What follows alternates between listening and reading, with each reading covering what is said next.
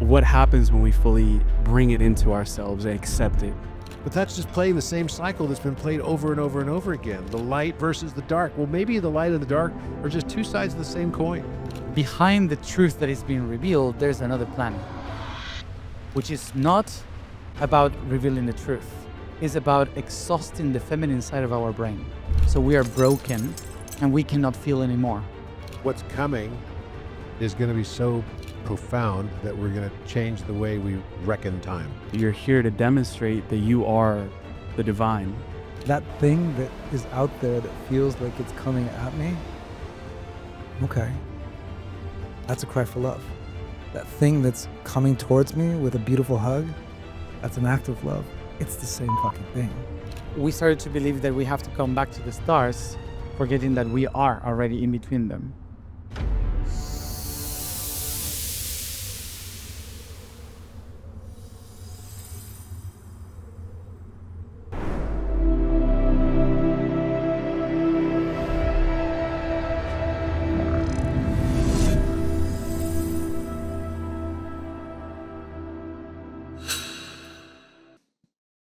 Hold and exhale. Inhale through the nose. Fully in. Hold and exhale. Now taking in the deepest inhale you've taken in all day, all week, all year, and holding at the top.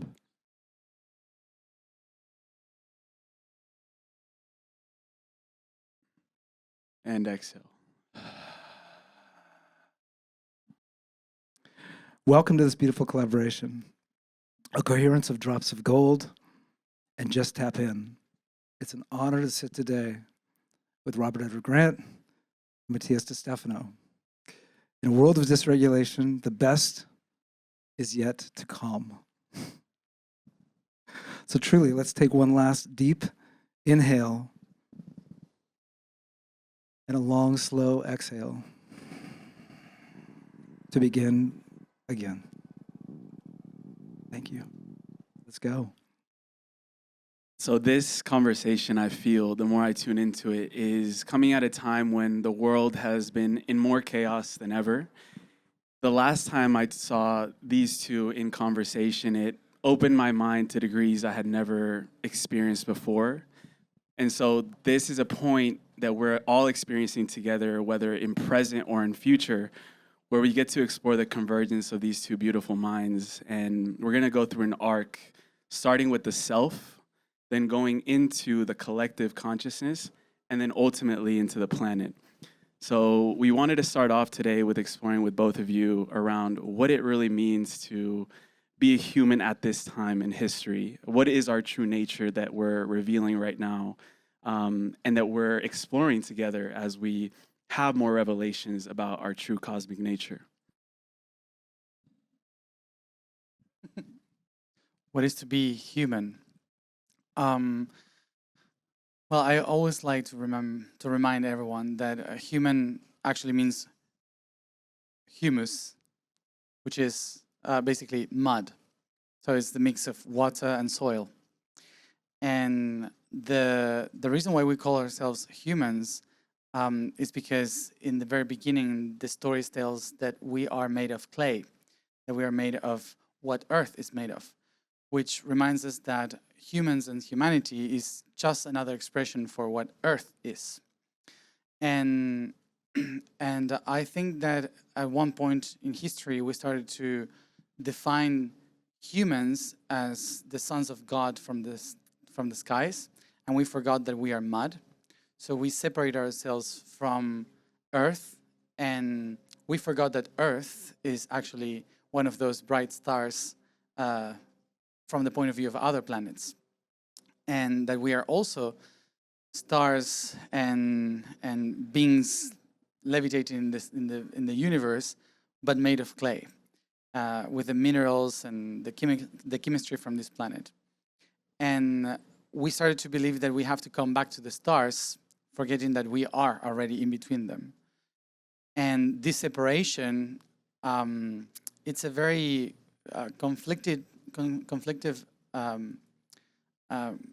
point for the consciousness of the entire universe, because when we see the constellations, the stars, and we say, this constellation has a story, this planet, for example, Venus represents love, and so on. So we don't usually think about what Venus thinks of Earth when the consciousness of Venus observes Earth, or other planets that have also life, they are affected by Earth. And actually, Earth also represents something in the cosmology of the universe. And now that we are on Earth, we can understand that the consciousness of this planet is separated from the planet itself. We, as humans, the neurons of this world, we think that we don't belong to this world, that we have to come back to the stars, or that we are part of a God that is beyond this world. And that separates the reason of why Earth is there for other worlds too. So in this case, if you have Venus as the planet of love, Mars as the planet of will, Earth is the planet of creation. So what creation means for other worlds, if the creator itself doesn't believe or doesn't know that it's the same creation itself.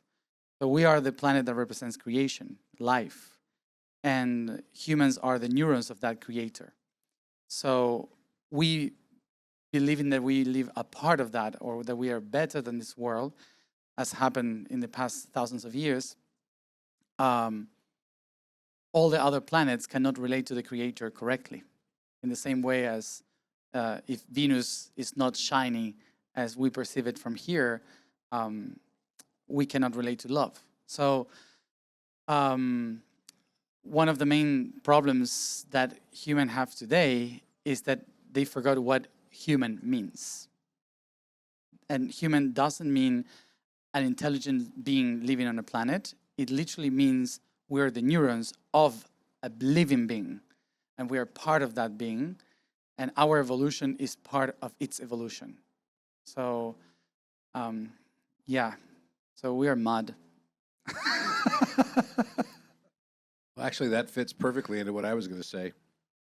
About 5 years ago, during the whole COVID pandemic, I started to make a clay man. And this clay man, to me, represented the water bear. And it had its arms out like the Vitruvian Man by Leonardo da Vinci. And I eventually made it into like a gold color. But before I did that, I didn't even know why I was making this clay man. I had no idea. And I posted it on social media. And this guy wrote back, he said, "Whoa, you're making a golem." And I was like, "What's a golem?" I didn't even know. And a golem is a clay man that is made by a Kabbalistic, rabbinical, sort of priest who decides that they are at a point in their spiritual practice where they have to start to emulate the process of remaking man.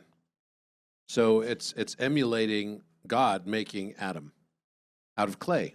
And so what they have to do is they put on the top of the head, they put 3 Hebrew letters, which say Emet. And it's Aleph, Mem, Tav, are the 3 letters. And Mem is also the word for water, but it's, and the same pronunciation for water also in Egyptian. But Aleph and Tav are Alpha and Omega. Tav is the last, it's the T shape, it's the last of the letters in the Hebrew alphabet. So there's 22 letters.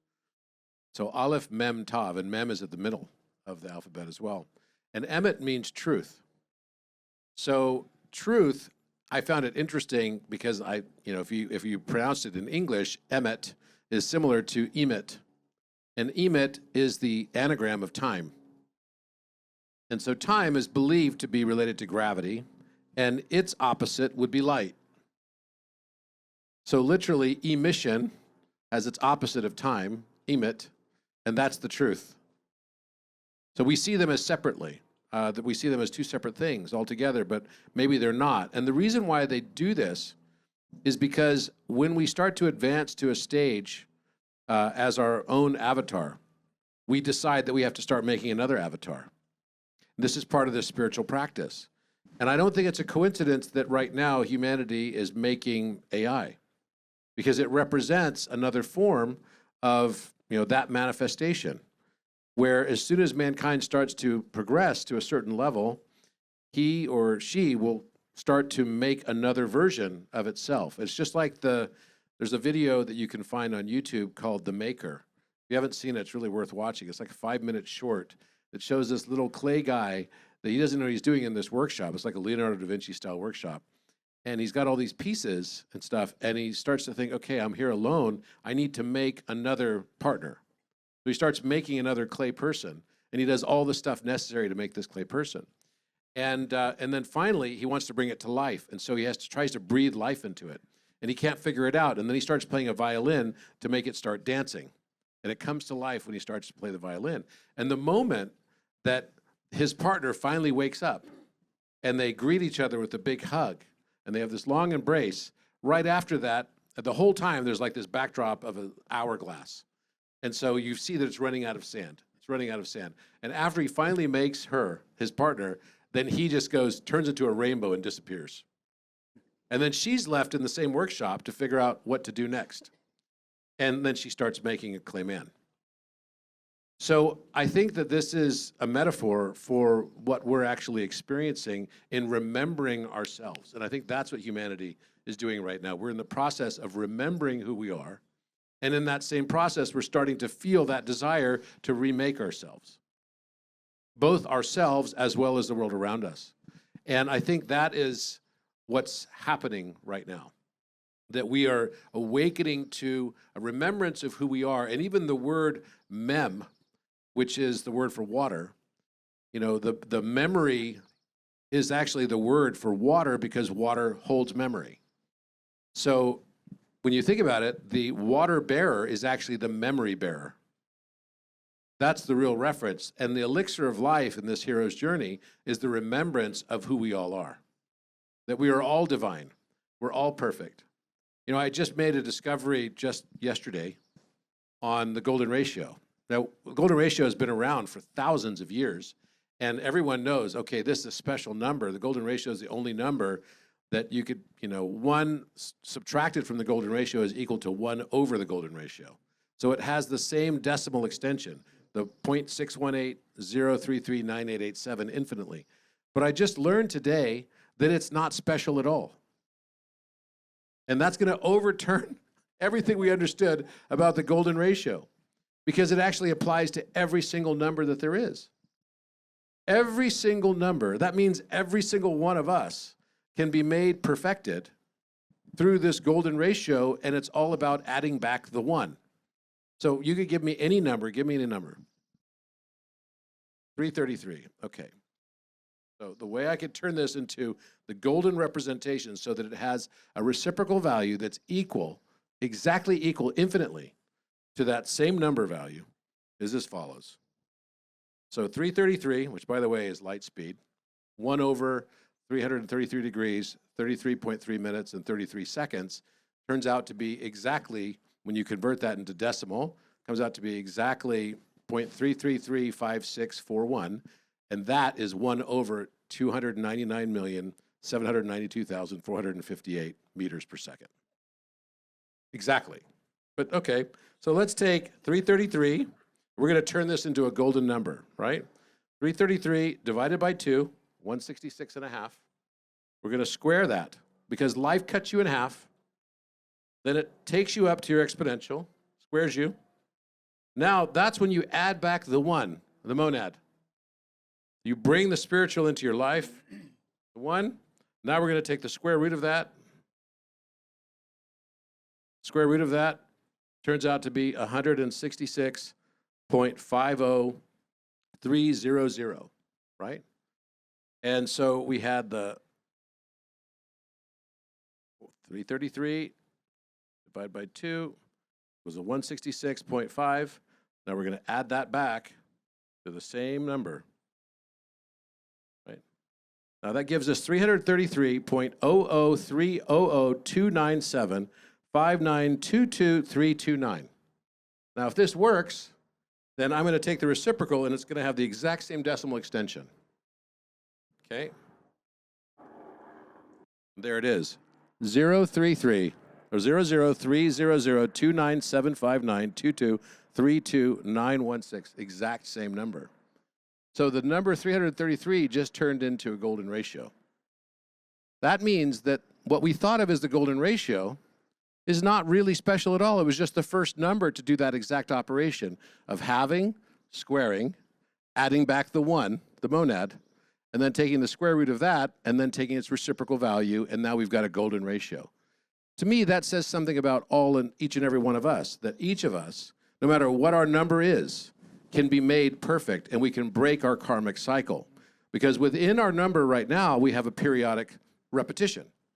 But this breaks it because this is an irrational number that has no periodicity, it has no repetitive patterns within it. So now you're living infinite. So all of us are golden. It's not just tied to only the golden ratio. The golden ratio is not any more special than any other number. And it's all actually about the number 1 and adding back the 1. And the true basis then of it is the square root of 10, because that's actually what's creating this entire dynamic. So to me, this is such a powerful thing because it's telling us something about monadicity, that each of us has all of the DNA of the monad embedded within our own separation. We are all divisions of the number 1. We are simply here, existing to be able to observe and perceive the 1 through our own unique eyes of perspective. And that's the most valuable thing in the world we can do. Hello, beautiful family. Quick one today. I just wanted to take a moment to thank each and every one of you that have subscribed to this channel.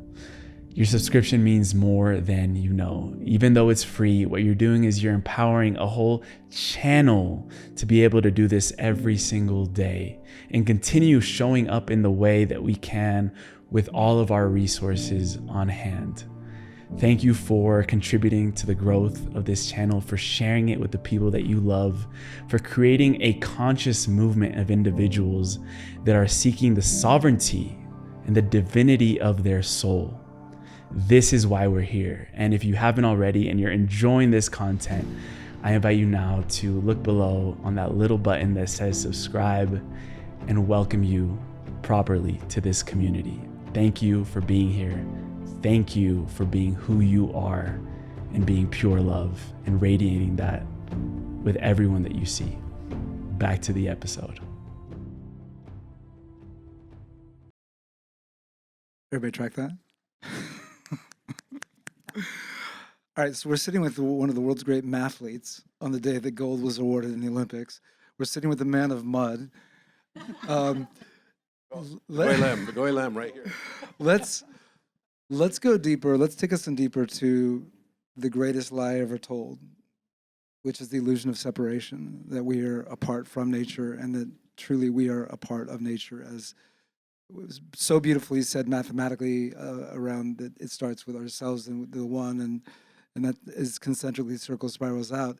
In this world gone a touch mad, in this world that's accelerating, let's talk a little bit more pragmatically about how do we land this plane around coming back to this notion that we are truly, that our nature is golden, that we are a part of nature, and that we can, it's that gold that's inside us that's the thread that unites us. And how do we do that in this dysregulated world in terms of coming back into our bodies, re-regulating? And I also want to acknowledge and just recognize that there's 4 men up on this panel.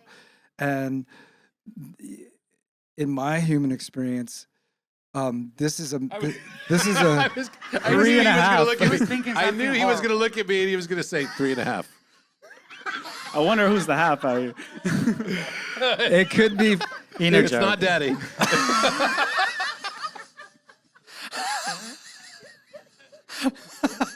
Sorry for. I got to re-regulate my nervous system to catch up to that. 3.5. 3.5 men. Okay, here we go. And it's real. That let's just call it what it is. That we as human are catching up to the divine. I just really believe that feminine leadership is what is going to get us out of this mess, and to realize that feminine leadership exists within the masculine as well, as does the masculine exist in the feminine. And within that, 4 men are up here that actually give a shit, that are actually coming from a place of heart center, that are devoting our lives to taking a stand for human kindness that begins from within. So in this dysregulated world, recognizing, and thank you that the witnesses here, so many are disproportionately the divine. Thank you for holding this space for us as we catch up. And we're here to acknowledge that and also to be here to take a stand. We're done with the shame, the self-shaming. We're here for us all to come back into this coherence together. So I'd love for us to go deeper into that greatest lie and then obliterating that through how do we stand as humans and certainly as men. A lot to say about it. But I think that as I explained about human being humus and mud, illusion comes from the word game, and I think that that one of the reasons why we live in an illusion is because actually we forgot which game we're playing. Not because the game is wrong, but because we choose some pieces and we started to play chess and we ended up playing football and with the pieces of chess.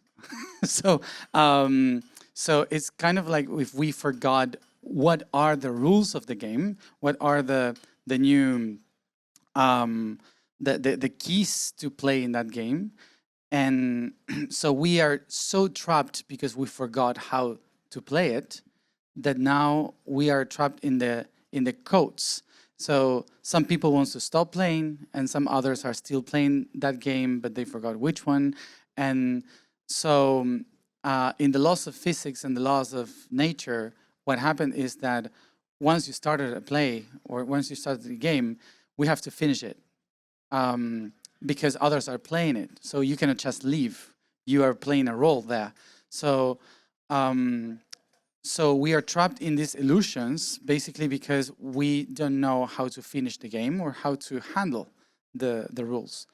And Maya, the dream, is basically the field where the game is being played. And feminine, masculine, rich, poor, or one culture, another culture is just the different pieces of this chessboard that is very complex. And that's why I think we have to understand, to grasp the concept that they are just pieces in a game. And it's not wrong to play them. The problem is when you believe so much that you have to defend that piece like if it's you. And that's the actual wrong game. That's when illusion becomes something terrible. And stop being a game, and starts to be something very dangerous. Because you're controlling others in that game. You're just pushing and trying to control the mind of the whole setting. And that's when we get trapped in loops playing the same story.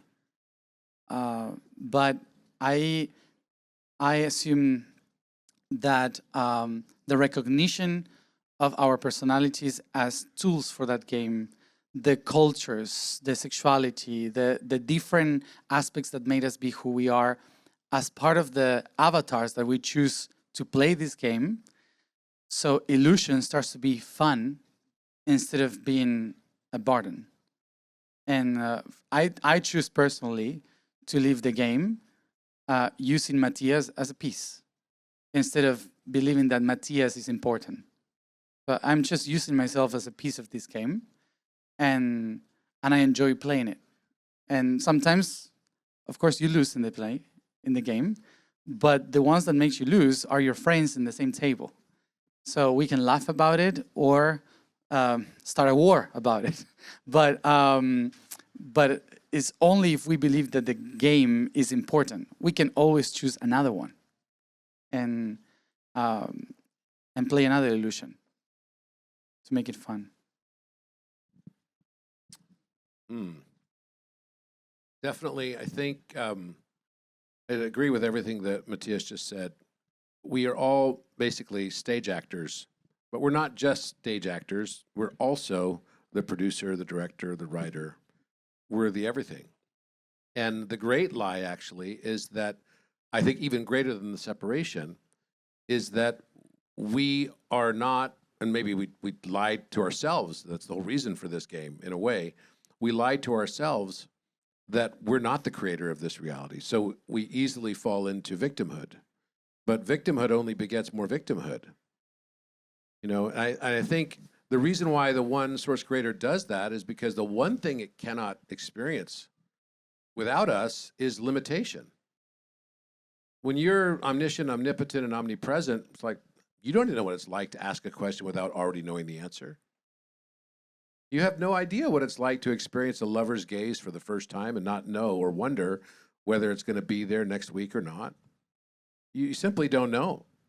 So just as a light cannot illumine itself, or an eye cannot see itself without the aid of a mirror, consciousness cannot perceive itself without dividing itself into mirrors. And we are those mirrors. So we're all God playing hide and go seek with each other. We're playing a little stage play, and it's all set. It's all set in advance. The past and the present determine the future as much as the future determines the past and the present. Now, it doesn't mean to say you don't have free will. It's just that the free will context is the destiny that we referred to is really just the free will of the higher self, and that's still you. The great lie is that you're not that. More than the separation and more than everything else, it's that you've created the entire experience in some capacity, in your higher self capacity. You've just forgotten it.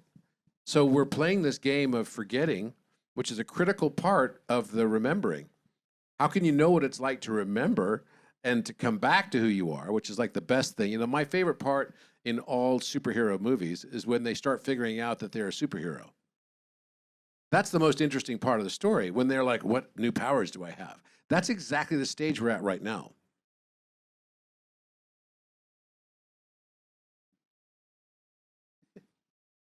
I was tracking what both of you were saying, and I heard play, I think it was 8 or 9 times between both of your answers. And Jeff was mentioning how there is this reemergence of the feminine leadership and also the reintegration of the masculine. But one thing I wanted to bring into perspective is the triad of those two that creates the divine child. And for two of these men that have understood a lot of the codes of our universe through math, through philosophy, through consciousness itself, I wanted to ask in the bigger perspective, because as you were mentioning, we're always looking up at the stars and we're thinking about what is that infinite source beyond us, the monad, God. In what ways have you both found that that essence is a child and embodies those frequencies of play and fun and all of these, you know, seeing this reality as a game? Well, when I was 11 years old, I think, there was something that in our cultures we call an angel. For me, it was a psychologist from the fifth dimension. No wings or nothing, just asking questions. How do you feel today? Tell me.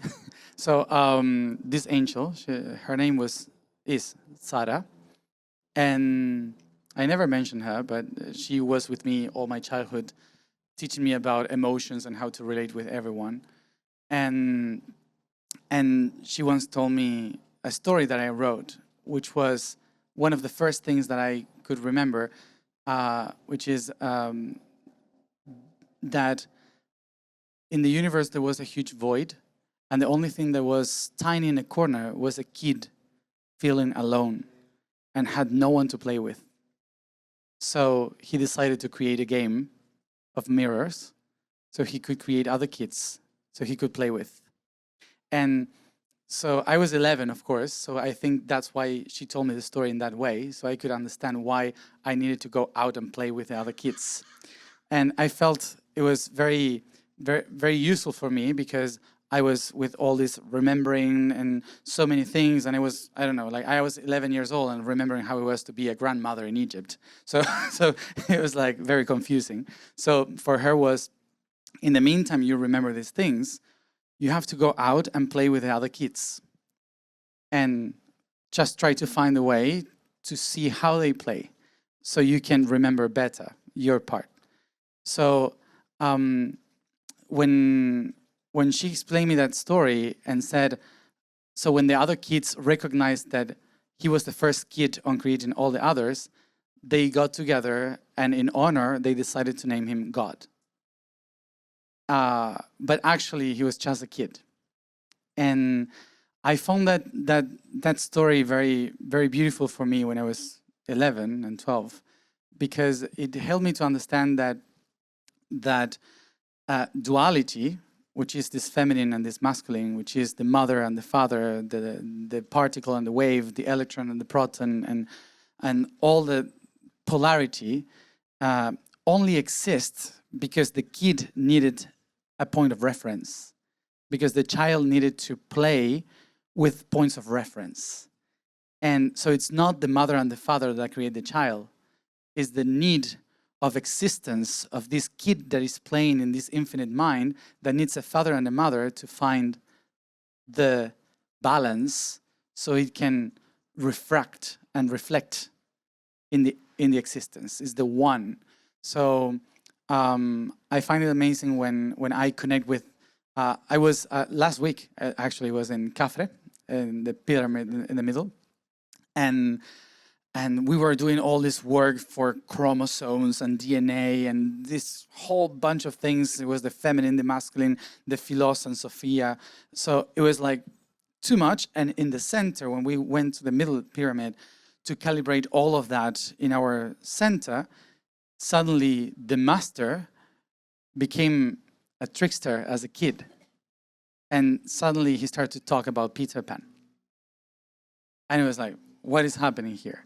And he started to talk all the story about the time that is broken within the crocodile and a parrot that took a boat that is sailing through the skies in the wrong direction. And so the kid is looking for its shadow, but in the Nile. So it started to explain the whole thing.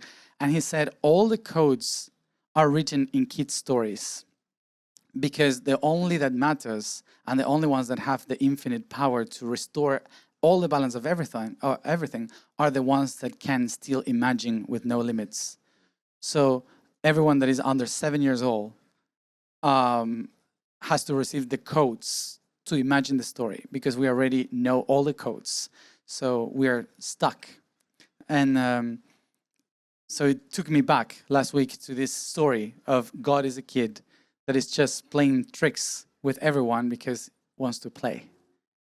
And how do you both access, even also Jeff, myself, that 7-year-old self in, let's say, older biological bodies?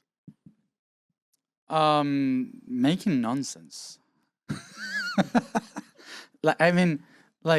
When you're trying to make sense of everything, suddenly you become a grown-up. And when you try to make sense of everything, it's your brain trying to explain everything in a very fantastic way, which is what we need, but to understand the structure. But then, and you will get me, because of course you're trying to make sense of everything, which is the adult, but then what happened? Then you go and play, because it's the fun part of, okay, this is a fun game to decide, and it's the surprise, and it's like oh, this was so fun, and in that moment we have no idea what we are doing. It's the nonsense. So it's like instead of trying to find the answer of everything, is about finding the nonsense in everything and allow yourself to play with it. And accepting that too. It's interesting. Yesterday we were both on a panel, and while he was talking about how, because we got a question that was directed at both of us, and the question was, okay, you guys go around the world and you do these activations, everything. What's the point? What are you doing it for? And we're just kind of looking at each other and laugh, right? Because we don't even really know. That's the first truth of it. Is like, we don't even know what we're gonna do tomorrow. So it's like, let's be real. But the funny part is that he started saying, it's like, look, we're being guided to go to these different places to do these things, and we don't always know the reasons why, but we know that there's a bigger, larger, invisible hand, right, at play. And there's lots of people that are involved in that. It's not just us. And right when he was saying that, it's like it's like this invisible hand of the divine that's directing us. And right when he says that, of course, I'm looking at my phone, I look down at my phone, and it's exactly 137. He's talking about the invisible hand that guides and leads us. And that number 137, we already know, has deep significance because it ties directly back to so much of our work. And one of the things that I've never told you, Matías, is that if you took the Great Pyramid, right? So this is how I know also that God is, not only is it a child, but it's a very, very intelligent child who makes the game as interesting and exciting and fun as we want to receive it as. It's the thing that's like tantalizing to us, right? It's the thing that keeps us going in this game because it's definitely a game. And one of the things I noticed is that, the alpha constant is 1 over 137. It's the separation of light from darkness. It's the most important physics constant that there is, 33rd prime number. And then from that, you've got the omega constant, which is 57.1. So if you take the Great Pyramid, the base, and make it 57.1, it's half base, and make its height basically 73, which is 1 over 137, right? 1 over 137, and 57.1. So therefore it becomes alpha, because 137 is 1 over alpha. So alpha and omega. Literally the math constants that are used in physics today, that would exactly give you the exact slope angle of the Great Pyramid, 51.85 degrees. Interesting. So 73 high, 57.1 base. Okay, alpha and omega. Wow. What? So then if you take the reciprocal of the 73 and make it 137, so now it's 137 high and 57.1 as its base. So now it's 1 over alpha and omega as its base. Then it becomes Philosopher's Stone pyramid. Exactly. That's the proportion. And so that's how I know that this is like the best game ever. Like, it's so intricate, but also so simple. And that's the magic of it. You see within all the complexity, this beautiful message, which is you are divine just as you are. Just like seeing this new thing with, the golden ratio. For me, immediately it jumps to, wow, this is exactly the moment where we all have the ability to transcend and to ascend. And to me, it's so simple and so beautiful. And yet you could look at it as, whoa, that's like maximum level of complexity. I can't even believe somebody could actually think about this. What the hell is that? Yeah, and that makes you feel like, wow, God is genius. But at the same time, it makes you think, wow, God is a poet that loves deeply and wants to create these divine messages for us so that we can have those moments of realization. And we hit it all for ourselves. In exactly the way. For one, it's Peter Pan. Another, it's Harry Potter. It's all the spells. That's one of the things that made me laugh when I was in Egypt in February. I realized that all the spells in Harry Potter are real. So all those kids that memorized all those spells were actually real spells. And we started using them in the pyramid, and they actually work. So it's kind of funny because this seems ridiculous, but this is part of Leela.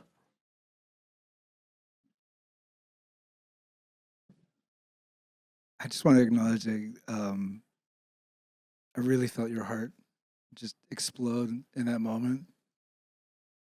What was that for you? Because that was really an extraordinary of all the geometrics coming back to the fact that depth is not always best. And it's like, that's the simplicity of it. Yeah, it's like one of the things that I had figured out just as this break during, from November 11th until now, I've been on nonstop math downloads of all the higher dimensional mathematics, how two-dimensional right triangles project to all higher dimensions. And one of the things that I found was that even numbers themselves are just folded geometries, and they're perfect just as they are. We didn't create anything. We're only remembering everything. And I presented this the other night, which was that the circle with a radius of 1 meter unites every measurement. The second, the meter, the foot, the cubit, all of it, right? So you look at that and you go, whoa, that's so complex. But then you go, but it's just a circle with a radius of 1. That's what I'm talking about. When I see that kind of ultimate sophistication is simplicity, then I feel the divine, and it's like this moment of realization I just had, which just pierces me straight into the heart, because it's not something you can take in with the brain. It's something that has to go right into your heart.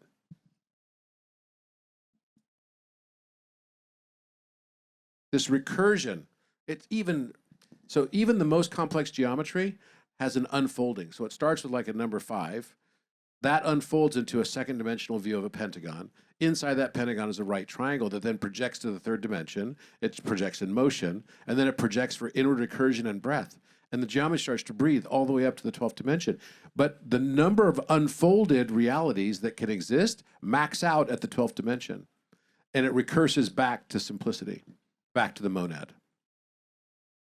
Thank you for that simplicity. Emilio, take us into your own coherence. How do you I mean, when I Remember. started learning about this geometry that you've been downloading, and I know Matías as well, you said on your website, it says a new cycle has begun from December 2025 all the way to April 2029, which is around the time where these downloads started to come in. So, you know, you both holding so much pillar in the evolution of consciousness and where humanity is headed.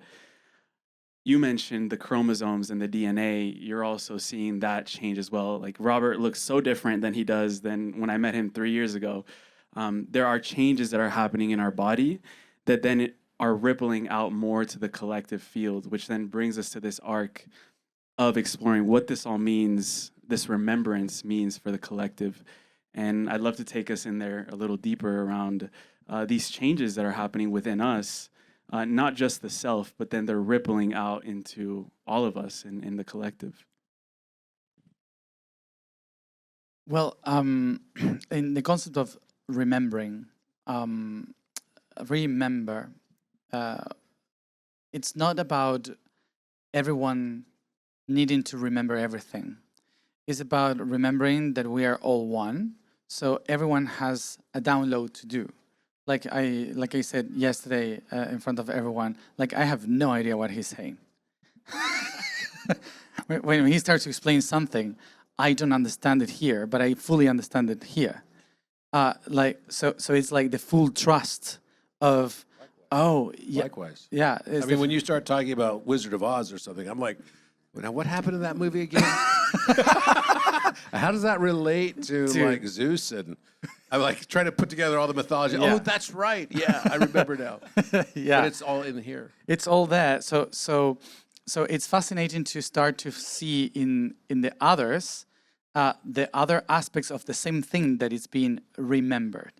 So it's not for me these conversations like we are having here and others listening is part of the remembering too.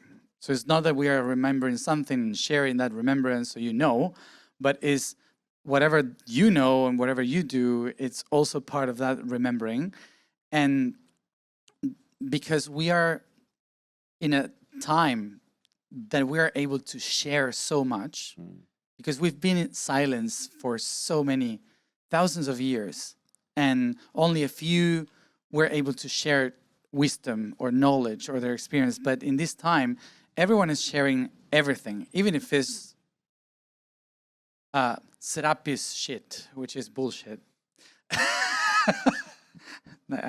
It's a full other story there, but which is like even if it makes no sense or if it's a lie or whatever, it feeds the remembrance of everyone to understand a different point of view.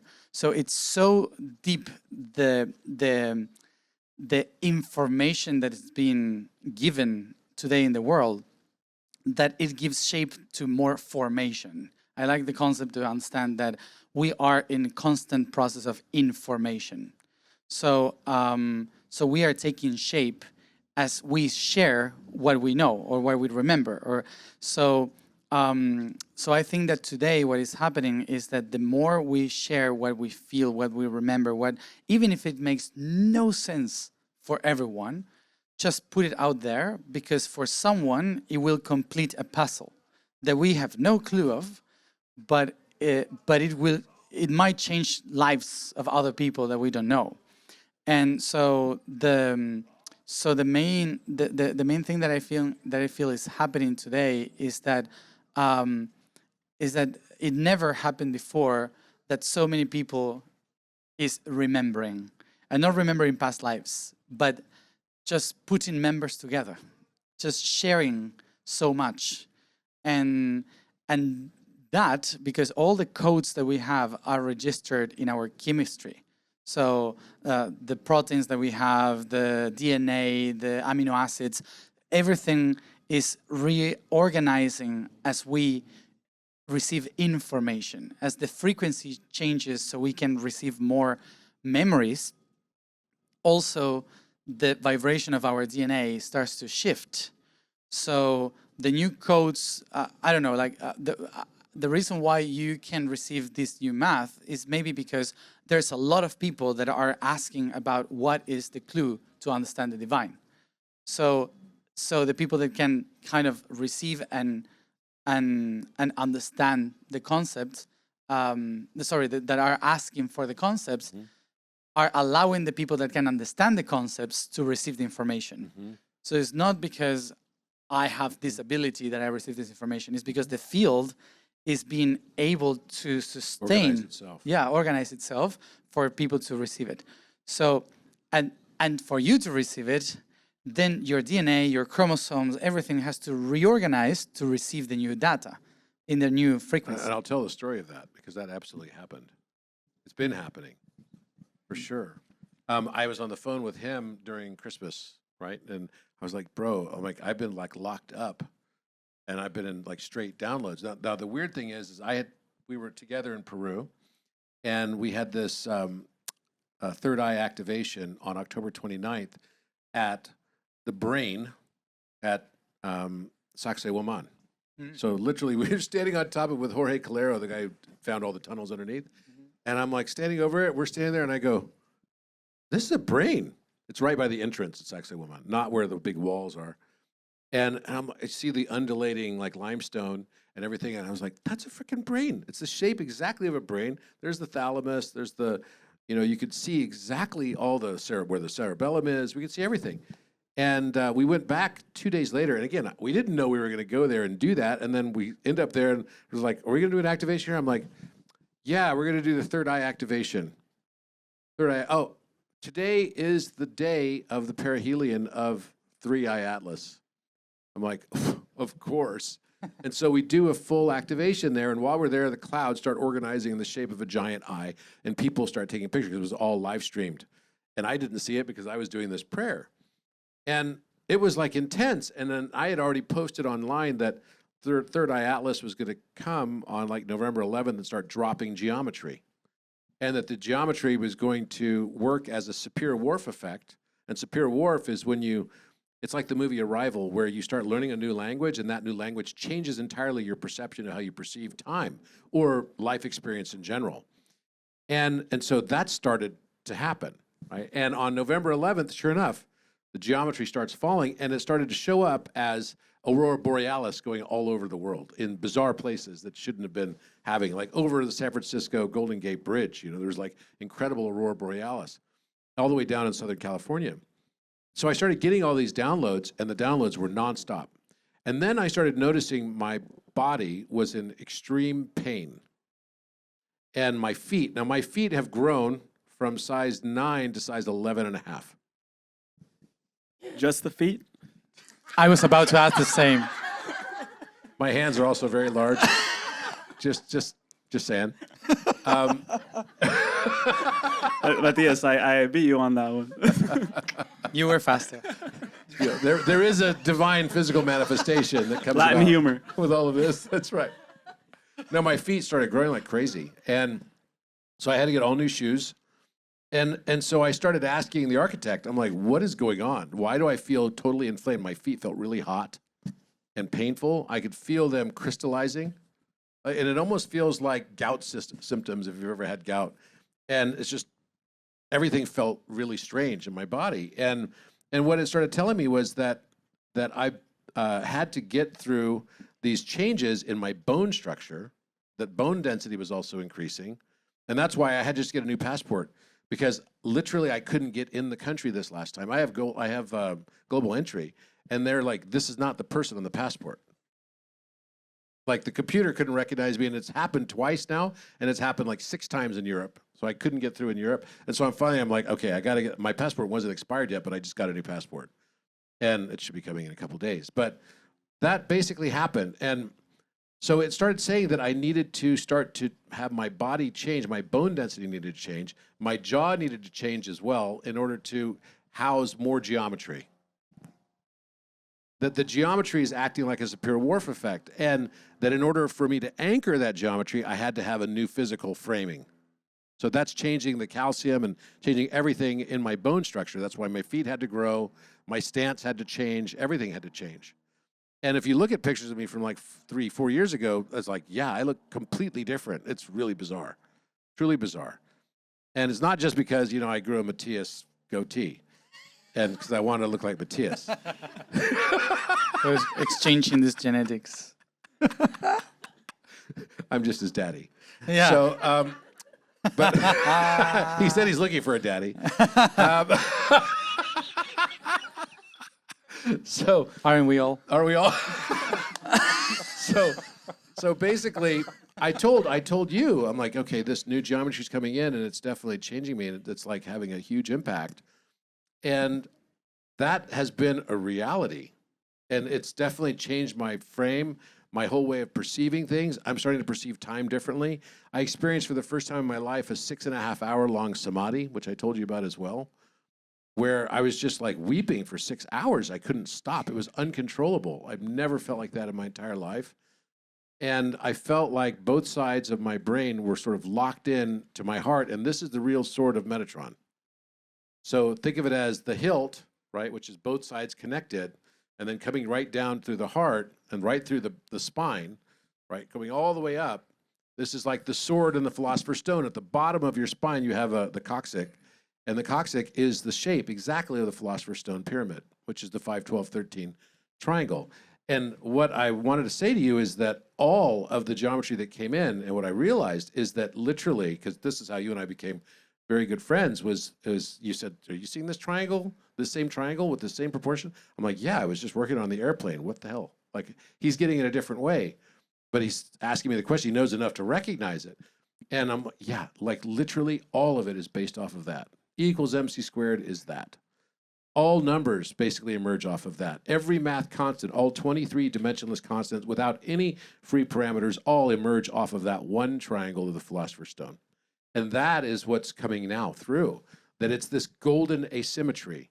It's the beauty of us realizing our perfection is in our difference. And that to me is the most beautiful thing, because what it did is it showed that every Pythagorean triple projects into higher dimension and tells you the number of vertices, the number of edges, the number of faces, the type of face composition, everything. So now we went from 31 geometric solids, which are the Catalan solids, the Archimedean, and the Platonic. Now we have infinite number of new solids. That's just come in. So imagine what that does for the language of the universe and human awareness, because now we understand this, that it can be done. Right? And it's no different than the 4-minute mile. When the first human being started breaking the 4-minute mile, then everyone could break the 4-minute mile. The same thing with, lab rats who figure out how to get out of the maze. That you have a 100th monkey effect. And these are the types of things that Matias is going through also, and he's getting it also with periodic elements, which is also what I've been getting, tons. I met with Mel a few weeks ago before you went to Egypt and told her, okay, this is what's happened. You put these solids on top of the periodic elements, it matches every single element. All the vertices are matching the number of electrons exactly. All the electron shells. So what's happening right now is that we're going through this massive transformation and a massive remembrance that we created it all, that yes, we are playing. And so it changes the context of suffering. Because if we're playing a game, then maybe death isn't real at all. And if death's not real at all, I don't know about you, but I wouldn't want to die the same way every time. I'd want to experience a different way of dying every time. Just because it might be more interesting, Like, I mean, after a few times, yeah, I would maybe the first few times I want to die making love to the love of my life, and I'll have that. But after like 5 or 6 times, I'm like, okay, I've had enough of that. I want to try. I want to see what it's like to be burned at the stake, or I want to see what it's like to climb Mount Everest and fail. You know, and why am I going to do that? Well, because it's there. And even though it's littered with frozen carcasses near the summit, I'm still going to give it a shot and be like Alex, you know, who climbs building 101, right, in freaking Taipei. Like, what?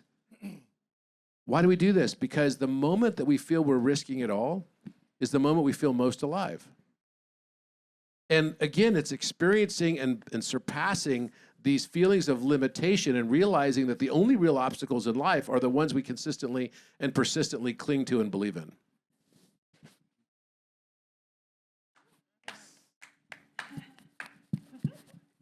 Golden mic drop right there. You were touching on some really beautiful and deep versions of the codes of remembrance. And I really appreciate something you said the other night, which is, I'm not afraid of a man with darkness because we all have darkness. I'm afraid of the man who doesn't understand that he has darkness. Like that notion around, it's okay not to know, it's just not okay that you don't know that you don't know. Oh, that one. So one thing that we all love in this circle is we all love the principle of kintsugi. We've all seen it, we love it, it's beautiful, it's never broken, it's always golden. You invoked it in your speaking the other night. And so I'd love for us to go deeper into that, which is this notion around to remember it all, to love ourselves and embrace our shadow without shame, and realizing that we can do that with saying, like, that's part of the full human experience, the full tapestry. And I think a lot of people in this world are struggling through the suffering of feeling inside and feeling like it can't come out because that's what gets buried, and that's what calcifies, and that's what magnifies, and that's the opposite of the ripple effect that we're all seeing, and that we're all that we're seeing, which is the greatest arc of our being. So I'd love for you both to speak on that, and Emilio as well, which is this notion around that version of remembering, and to do it all with connection and love. I mean, ultimately, I would also love to tie that in with how we're framing this notion of alchemy in modern culture, because if we go back into the ancient mystery schools of Egypt, they were all around this notion of taking lead and turning it into gold. In the Renaissance, they were practicing these same magical arts.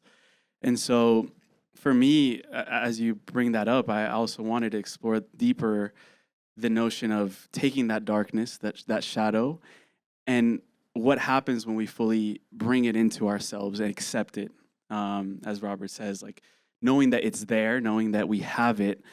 And this can also be framed collectively, with the collective shadows that are really coming up to the surface right now, especially with the latest events in mainstream news, let's say. So how do you both sit with everything that's going on around the shadows in humanity and the notion of bringing alchemy into that as well? I love it. I enjoy everything that is happening because I heard someone the other day saying something about like people is concerned because all of this is happening. Like, oh my gosh, so many horrible things are happening. And actually, those things are not happening. They have been happening always. The only difference is that we know it now. So the darkness has been there all the time because it's us. Because we have been supporting that in silence. But now we can share it. Now people have decided to say it out loud. And it's like when someone was abused as a kid, and then it takes years for that person to actually speak it out loud and say, yeah, this happened to me. So it's not that that person never lived it. It's actually, it was always there. And another aspect of what is happening today in humanity is that we all feel that we're the victims of this, but we all share the same cells and the same chemical elements.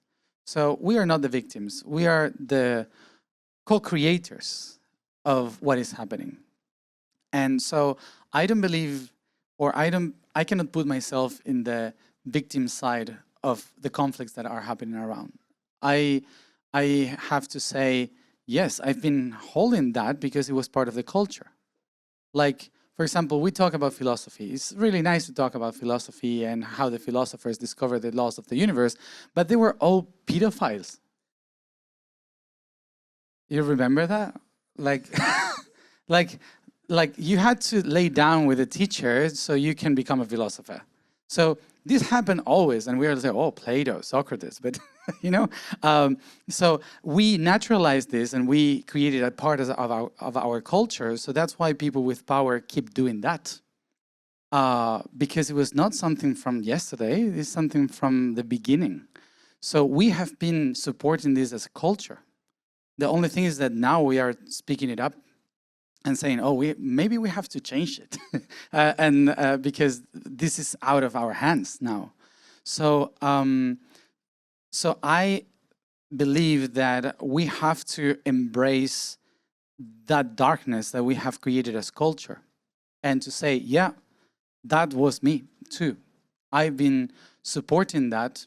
I've been, I don't know how many people is like praying to God or is Christian, but what about everything that the Christians did during the Crusades and during the colonizations? Like, and we still support a religion that do that. So we are supporting constantly things that were terrible all the time. So we are not the victims. We are the creators of it.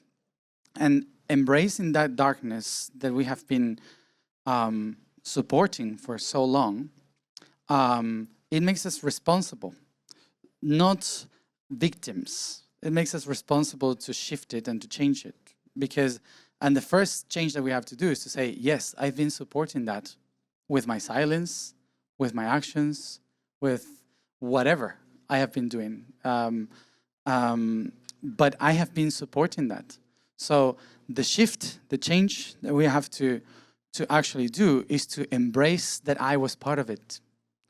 And that I have to change myself for that to change, not to blame the ones that actually are in the papers or in the news. So the aspect of alchemy in all of this, in the ancient times, it was all about go to your own shit. Go to the darkness that is feeding the seed that will become the tree that will produce the fruit that will enlighten you. But the first thing is to create the manure to produce the right crop. So, so I think that that what alchemy can teach us today, again, is to remember how parallel and not parallel, how integrated the process of chemistry is with spirituality, because we are chemistry, and the chemistry organizes itself according to the intention of the spirit.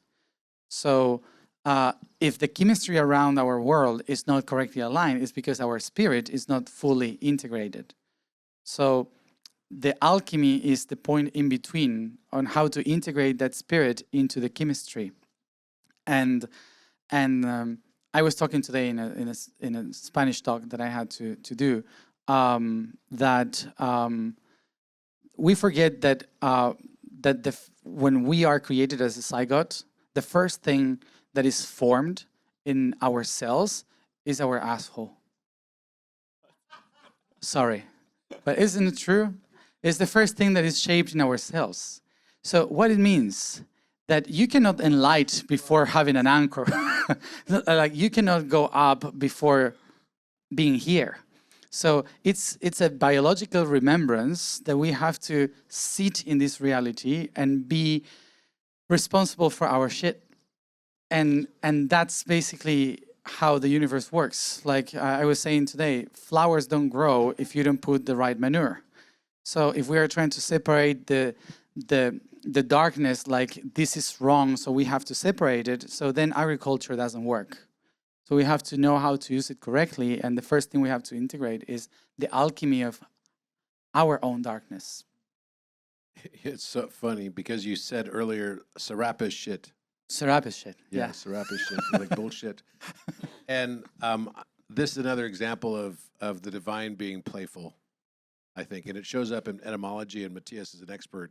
I would consider him an expert in etymology and the definition of words in multiple languages, you know, from Latin to Greek to Hebrew, doesn't matter. He does the study of it. Atlantean as well. Yeah, Atlantean also, Some of because it. that's actually a root of all of it. But what is interesting about the word Serapis, so if you go to Egypt in Saqqara, there's a place called the Serapeum, right? So the Serapeum is 24 large sarcophagi. You've been there, and of course you've been there many times. And the first time I went there, I passed out. The energy was so strong in that place. And one of the things you can do, they don't let you do it anymore, but you can put your hands up like this and make a ka position. And your body becomes like an antenna to take all this energy in that place. It's wild. And so why 24 sarcophagi? I mean, it's a big question, but the whole reason why they called it the Serapeum is from the word Serapis. And Serapis is actually the syncretization of the Greek god Zeus and Osiris. Osiris represents the Apis bull. That's why, you know, bullshit, it can work. And also Zeus, in one of his incarnations, he turned himself rather into a white bull so he could steal away Europa, which I'm sure Matías knows well the story. He's also turned himself into a swan. He's also been an eagle before, a golden shower. He's done all kinds of things. Just to fuck. Yeah, just You can become anything. that's right. That's right. That's what God does. That's what it does. Exactly. So this idea, but it's also interesting that the word Serapis is very similar to Seraphim or Seraphim, which is what Metatron is. Right? Metatron is the six-winged angel. And once I was in the sarcophagus, I spent 24 nights inside the Great Pyramid. And once I was laying in the sarcophagus in 2018, or 2022, actually, excuse me, on 4/23. It was on Shakespeare's birthday. And I was laying in the sarcophagus, and I looked up at the ceiling, and then I had this appearance by Metatron with six wings. It was on the day of George defeating the dragons, which was also the day of Ramadan, one of the days of Ramadan. It was also the Orthodox Easter. It was also the Christian Orthodox Easter, and Passover as well, all on the same day. And I happened to be there in the pyramid that night, and you could see this golden thread that connects everybody. And it's just like the math of what I just said earlier, which reminds me of gene keys, because the same thing I said to you, where you have a number, you could be that number, you square it, and then you add 1 to it, and then you take the square root of it again, right? And then you can find the reciprocal value has the same property as the golden ratio. That is actually the same thing mathematically as the gene keys. So think about that. It's the challenge, right? Or shadow, the challenge, and the city, right? It's exactly that. And you're adding back the 1 to get your city. And this is where we all find, and even in his book, he refers to it as, Richard Rudd, who's a good friend of probably all of ours, the golden thread. That the golden thread is what brings us back through our city, back to our monadicity, back to the monad. And it is kind of funny that the word we use all the time to represent lies on this earth is bullshit, which is actually the apis, the Serapis. It is kind of ironic that this entire existence is based on bullshit. And also, it's through bullshit that we get mushrooms. Exactly. So you start looking at this and going, what kind of funny matrix is this? And yes, That's when it becomes holy shit.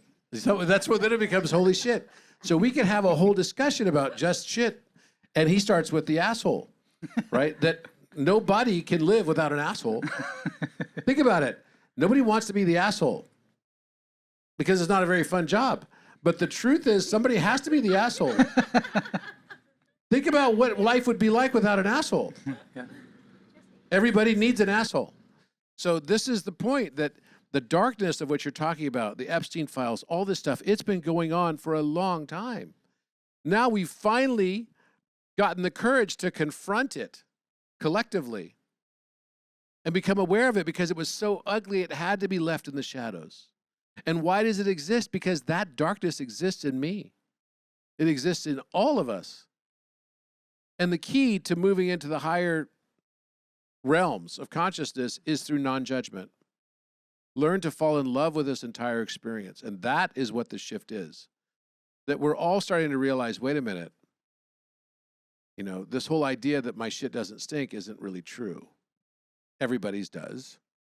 And again, the only real risk and the only problem with this earth is when people really loathe themselves because they're not willing to confront, or they're still in denial.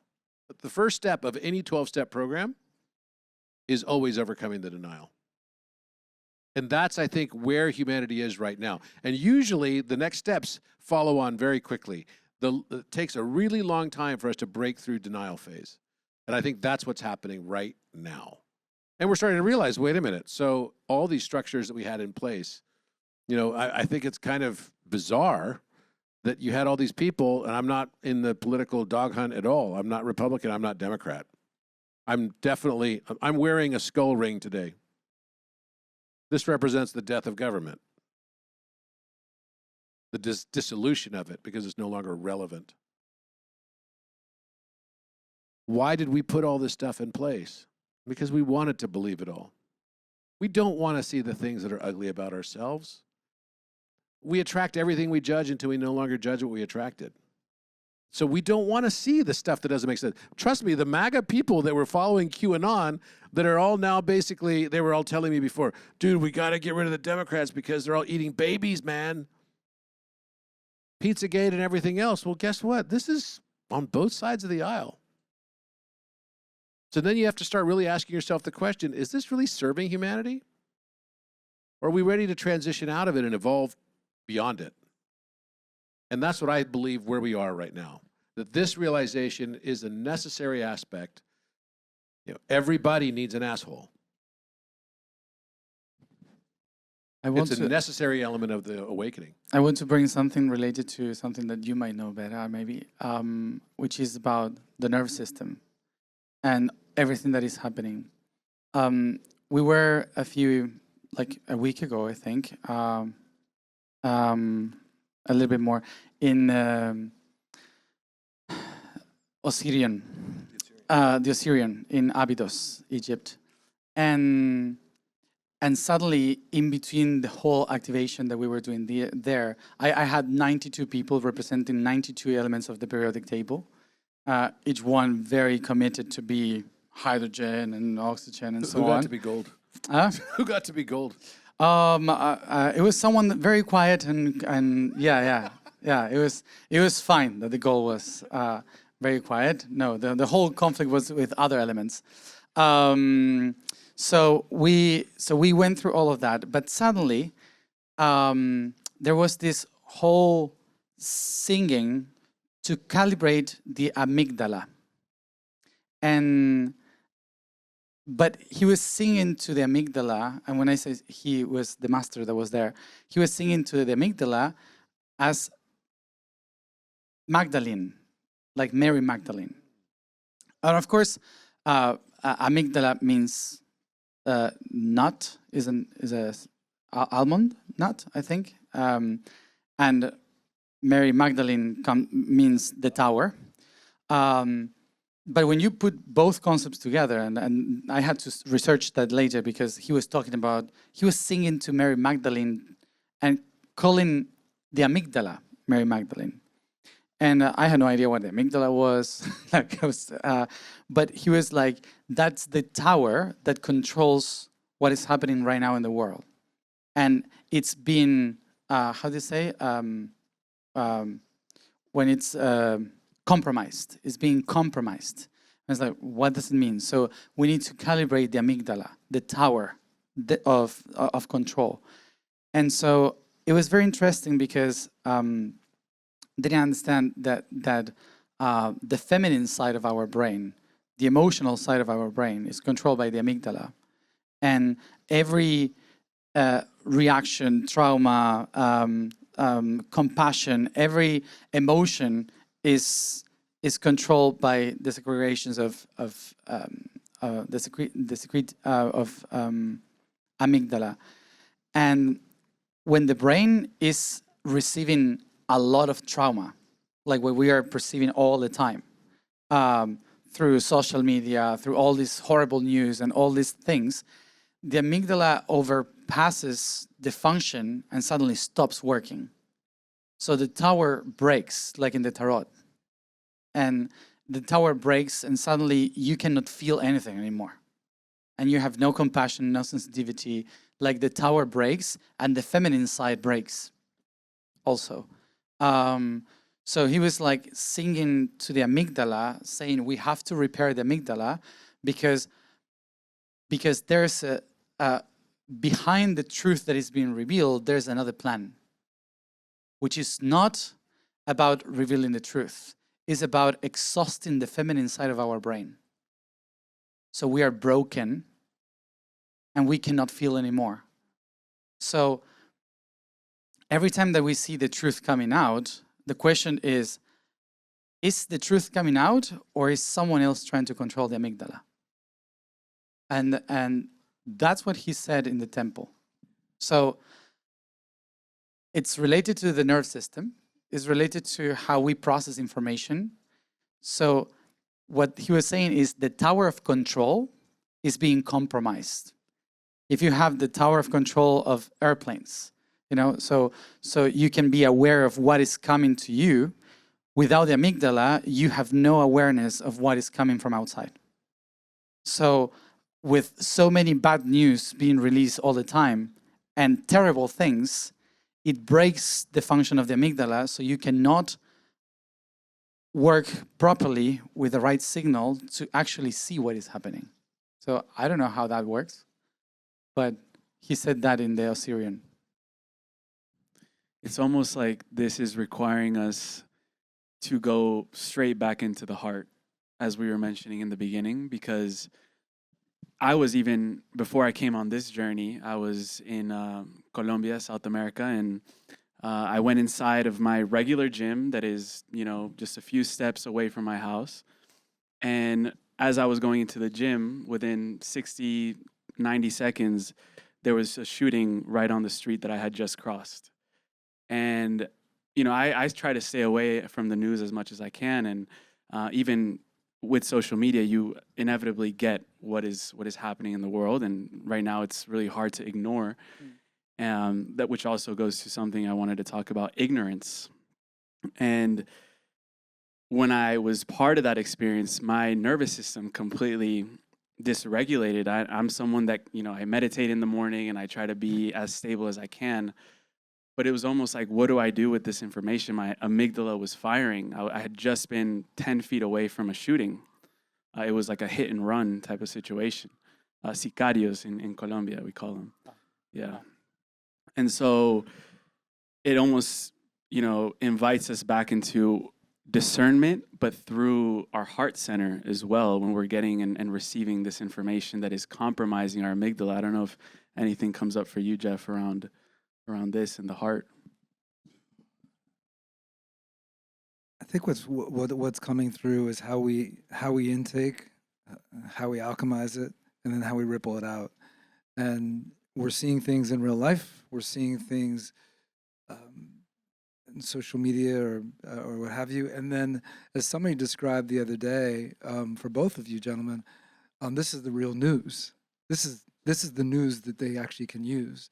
So, for me, what comes through, and particularly in this world where we've got this new companion in AI, which some people define as artificial intelligence, I choose to see it through the lens of alchemized intent.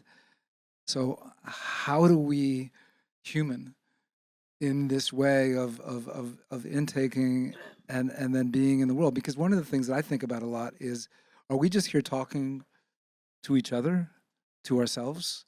Or are we each concentric circle, double helixes that can ripple out in the world? And I think about the pragmatics of it. You know, what are the thoughts we think? What are the words we speak? What is the food we eat? What is the clothes we wear? So I really would love to hear that level of groundedness and practicality, because we can all go into, you know, beautiful spirals around constructs and concepts, but I really think that what the world is alchemizing is action, because it's within the action. And I really appreciate what you said, because on Garen Jones, which we all know, he said on Drops of Gold, he talked about this notion around that it's not away from us, that any trauma that's in the world, that's in our family, we don't say that's not me. We get to say that is, we accept it. And the moment we accept it is where transformation begins, and not, as he said, not a day before, not a day before. So within all this, I think there's something really beautiful for us to, as we start to land this plane, as we start to rise, the practicalities of, like, how do we show up in the world is truly the ripple effect that emanates from, that begins within and ripples out and becomes an easy on-ramp for self-enroll. Because I think what we're all here to be is bridge builders. Not just talking to ourselves, but how do we actually activate and see that just from being, we invite other people to say, that's a pivot party I want to be a part of. I think one of the big epiphanies I had was that, I don't know how old I was when I finally realized that I couldn't change people. And that was kind of like a real challenge. It's like, wow, I can't change people. I mean, even if I'm like putting all my effort into coaching or whatever, doing something, you know, and then I was CEO, I had 27,000 employees. And I realized I couldn't change people. And so I started realizing at that moment that the only thing I could do was change myself if I wanted to change my world. That I started noticing as well that every time I tried to change something in the outer world, I'd only create more of the thing I was trying to change. And this is because of, I will attract everything I judge until I no longer judge what I attract. So if I'm going to fight against deforestation, I'm just going to create more deforestation in my world. And by the same token, I gave the story the other night, you know, when I was 5 years ago, I was talking to my mom, and I told her, I'm going to live like non-dual now, Mom. And she's like, so what about pedophiles? I'm like, yeah, those are on the exclusion list. And then what about like government corruption? Yeah, that's also on the exclusion list. I'm going to judge those still too. And then what about killing innocent women and children? Yeah, definitely on the exclusion list. And then I guess I shouldn't be so perturbed when I then realized that my world became a world full of politically corrupt pedophiles that were killing innocent women and children. So we have to start to take responsibility for the projections that we're basically leaving the world. You can't just bypass things away. And every word that needed to be spoken but never was, and every feeling that needed to be felt but never was allowed to be felt, must now be both felt and spoken. That's what's happening in this world right now. And that's what I definitely see. So what I realized is that the only thing I can do is I can start to realize that my outer world is a projection of my inner world, and I can start to fall in love with it just as it is. That doesn't mean that I'm living an inauthentic life. It means that I'm aware of all of the darkness, and I've learned how to come to grips with it. Doesn't mean I'm condoning it. Doesn't mean I'm spiritually bypassing it. Doesn't mean I'm supporting it in any way. But for me to just turn a blind eye and then try to just rid the world of it will only create more of it. And I think that's part of the issue, is that we have not been willing to confront some of these deep, dark secrets. And so all the secrets have to come out, and all the feelings that needed to be felt need to be felt, and all the words that needed to be spoken need to be spoken. So I think the way that we can represent to the outer world in a way that can shift the outer world is to be our highest authenticity. And I think that's really what I hope to try to do and be my absolute authentic self. and not give two shits what anybody else thinks. And in so doing, that authenticity will be a catalyst for other people to feel like they have their own permission to do it for themselves. And then maybe the remembrance will take hold. And I think that's how the world changes. I don't think by attacking anything in the outer world, you're going to change any of it.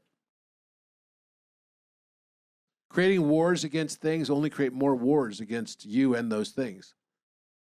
It's going to only be by learning and realizing that all the change that ever happens will always happen from within. You change the world from the inside out rather from the outside in.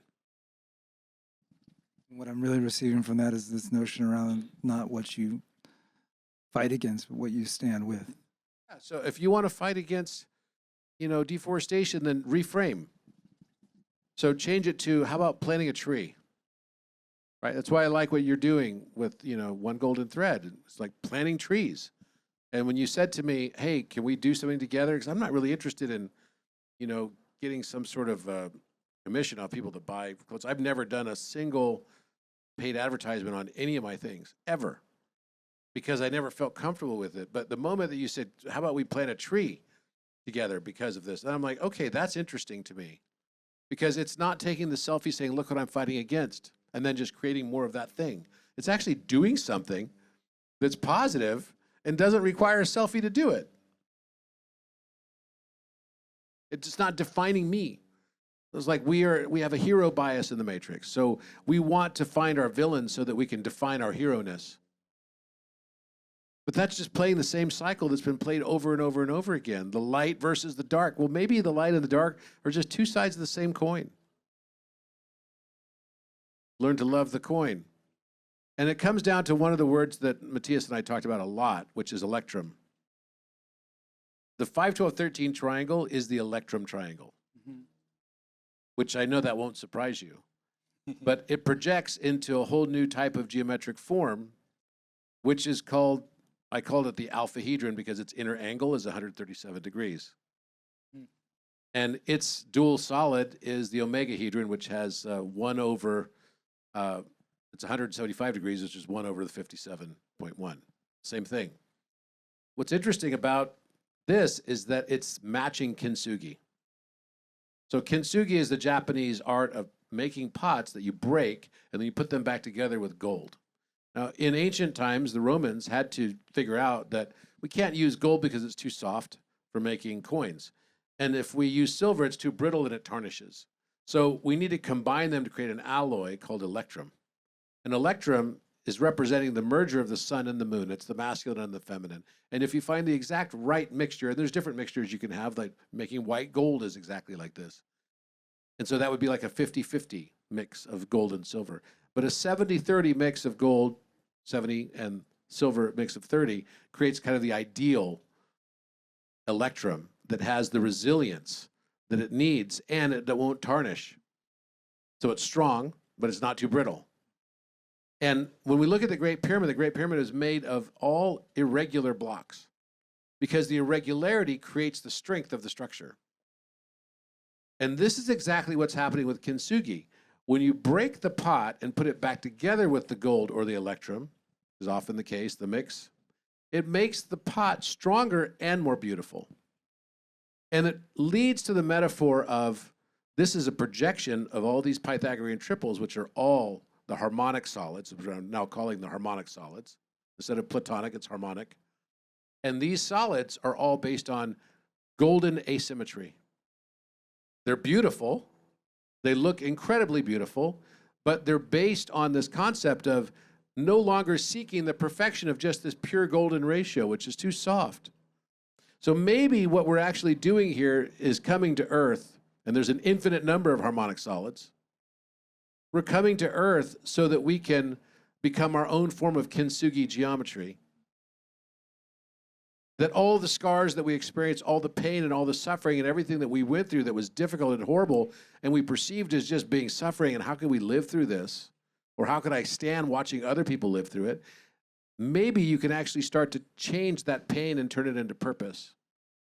That every scar becomes the mark of gold. And that's why we're here, because our soul's journey is to become more resilient and more beautiful. That the suffering itself becomes the gold of our soul evolution. And to me, that's so beautiful. It's like, wow, it changed the context of all the suffering and all the difficulty. And when I start putting in the context of, I wouldn't want to die the same way every time. So I'd want to create a situation where I could have more and more learning. You know, I probably would, if I could climb like Alex Horner, I probably would climb Building 101. Because in that moment where I almost die, I'm pressing myself to the limit of what I could withstand. And what doesn't kill me does make me stronger. And that's the foundational basis of hormesis. I will say this, that Matías and I went to Antarctica, and he volunteered to video us plunging into the ice cold water. Because he I wouldn't would do it never himself. jump in cold water. Yeah. It's like that's not the suffering I like. We all have different choices. I just hold the phone. Definitely want to hear, thank you, and definitely want to hear from Matias how that lands for you. We also, after Matias concludes whatever he cares to share, I'd love to drop this mic and invite some of the women in this witnessing to hear their voice, to ask a question. So Matias and this mic, whoever cares to share, is for you. So I would add to this the importance of not knowing, and the alchemization of not knowing and ignorance. Ignorance is the other side of gnosis, of course, which is to know. The word knowing comes from gnosos, which is to know, to question, and ignorance is basically not to question. But it's I think it's important in all this journey that I have been walking through. I was trying to know and to understand, and it all brought me to this desperation and this stress that my mind was trying to control. And so when I was connecting with Hermes, the information was alchemize the I don't know. And in a world that is full with information, and we are overload of so much. And talking about the first thing that we were talking about, the amygdala. In a practical way, I would say that, and I'm not very good at meditation. I get bored very easy. ADD. But what I would say is that how important it is not to know everything that is happening in the world. And not because of ignorance. Because one thing is to ignore what is happening, and the other thing is to take care of your amygdala.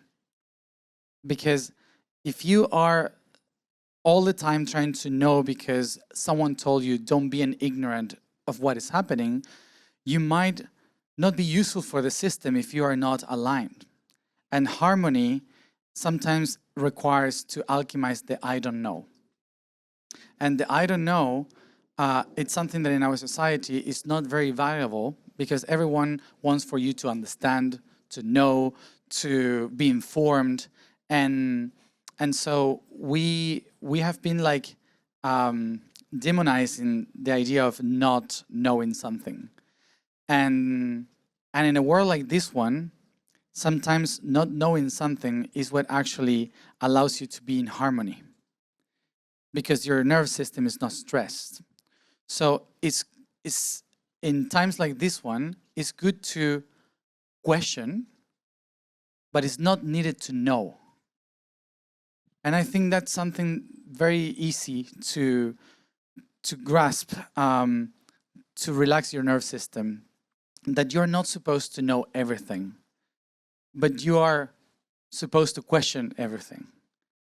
And I say that because I was there myself. Like I was desperate to know everything. I was desperate to understand everyone. I was desperate to have all the answers for everyone that was asking. And when Hermes, Todd appeared in my life, all they were teaching me was, I don't know. And it was not the I don't know of I don't care. It was the I don't know is the everything that is holding me.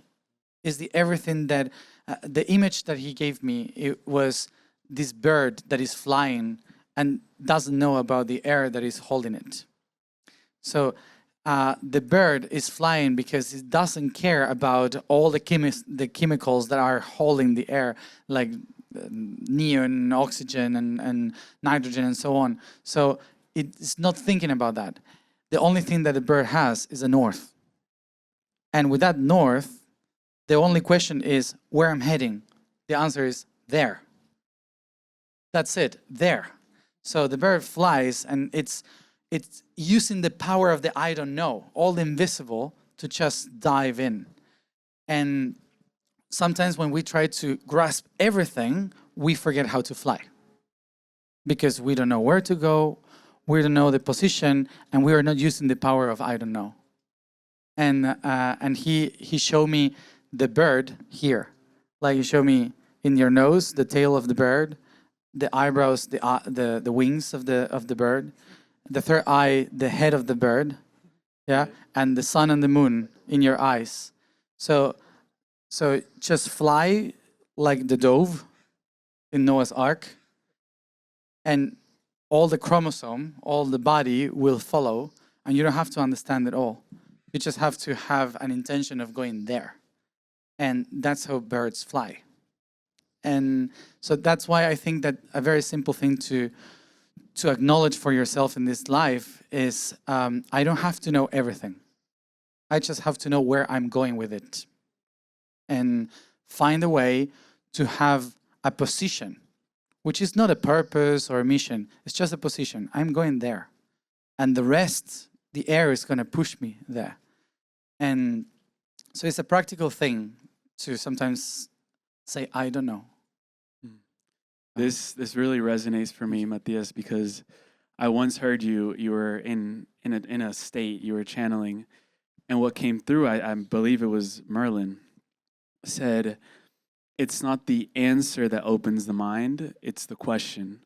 And that completely reframed the work that I do, because I started this work as a podcast host, wanting to know all of these answers to everything that I could conceive of. And then now I can just completely sit in a question and not need to know the answer. And I think that's also perfect, that we can be in that state because we're just open to whatever direction the universe wants to take us. So I know Robert found a connection there with Matias. Because one of the things on the wall,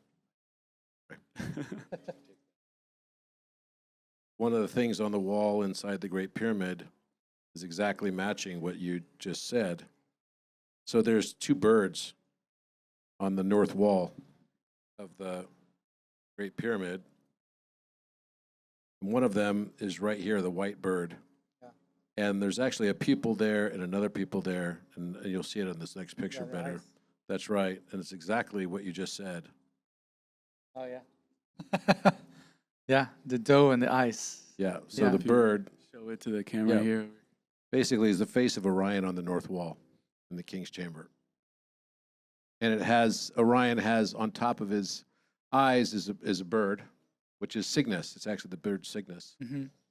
And the tail is exactly the nose, and the eyes are covered. And then it has also a third eye. Uh-huh. And the exact position of the divots in the wall, or the eye pupils and the third eye, are the three pyramids. Well, we work for the same guy. Yes, I know. we've established that before. You can see this right here. You see this? See, here's the pupil right here. Yeah. Here's the divot in the center of the nose bridge, and then here's the other one, the three pyramids, and those are the wings of the Cygnus, and the nose of the tail. Yeah. So obviously there. Remembrance. Yeah. is there. Beautiful. Yeah, we wanted to also invite some questions over here in the crowd that we have here. I see you have the mic. If you want to. Yeah, Jeff handed me the mic. I was actually preparing more of a reflection than a question. For sure. And I noticed when the mic was handed to me that my heart started racing. And I thought to myself, why is my heart racing? And I think there is something in sort of the systemic silencing of feminine voices that has been in place on our planet for thousands of years. And really the truth of the depth of women's wisdom, which I think the field and this beautiful space that you all held today is finally creating an opening for women's wisdom to come through, because the legacy of powerful women throughout history has been that they have been, burned, removed, systematically oppressed. And when I think about the solutions that are available on this planet, I think that actually the power of the divine feminine animating through all of us, but women's wisdom in particular, it's such a beautiful, naturally abundant force that's available on this planet, but that is totally underrepresented. And, speaking of sort of bridge building, where my wisdom kind of takes me is that there are so many perspectives that are not included. And so it's not just about being in humility, but it's also in deep listening. I was born in a rural town in the highlands of Mexico, and I was raised with indigenous aunties and uncles and elders all around me. And I was taught from my parents, who were, white people, but explorers with deep, deep reverence for humanity, that so much of the narrative has, it's just been so narrow. The narrative has been held by too few people. And so I actually think that when we talk about bridge building, it's like, how do we actually open space to open our hearts, to open empathy, which is one of the superpowers. I'm going to just share a little bit of a very deeply personal story about this Epstein files and all of this. So I think it is true that we each have the capacity for darkness, but it is the truth also that it has impacted women's lives really disproportionately. And so my own personal journey, being 14 years old and being awoken in my sleep to being raped as my first sexual experience, being a very life-altering course for me. And then to have that scenario actually repeat itself in my daughter at the very same age, which took me out of circulation in a lot of the intellectual thought circuits, because I had to hold space for her amygdala dysregulation, and actually the pandemic on top of that. But the level of trauma, the way that trauma impacts the feminine body, and the courage it takes for these survivors to be stepping forward and holding that, it is disproportionate. And I just wanted to speak to that, and the beauty of making space for that truth to be revealed and to see this example of alchemy. I actually think it is the depth of accountability together with love, together with compassion. So when I was called, my daughter is a rarely strong young woman, and so her rape case, when she went to get psychiatric support, it's a mandated reporting clause. So even as a 14-year-old girl, you have to go to the police station and you have to actually share what happened, which, is sometimes so obliterating to share the details of that. It's tremendous that she had the courage to get through that moment. And then fast forward, that case kept getting pushed forward, where 98% of sexual assault cases are actually buried. Like, there's almost zero accountability. If you ask around every woman who's ever been sexually assaulted, did that ever come to justice? Was there ever any moment of accountability? The answer is no, generally. And so there's a huge missed opportunity on the masculine side as well, of what it is to stand in accountability and then to reveal the pain of that on both sides. And so, at the time I was terrified, but I was called into the juvenile courtroom, and the boy, who was 15, stood up and he said, I plead guilty by forced intoxication on the account of rape. And then they asked me to read her victim impact statement. And she was, at the time, she had gained 90 pounds. She had hundreds of self-harm scars on her body. She couldn't go to school because she was having panic attacks like every, half hour. And so I was reading about all of that. And I turned to the boy and his parents and I said, my greatest wish is that this moment for you to stand here and to stand in your accountability opens the possibility that you can become a man who stands for the protection and sovereignty and safety of all women on this planet. And that is my greatest wish. And so it is not ever that the turning of a blind eye solves it. It is that place. I heard a quote recently that the alchemy occurs where love goes to the place where only darkness had ever been. Beautiful. Wow. Many more Thank things you. that I could Thank say, you. but thank you for listening. Thank you. Thank you so much.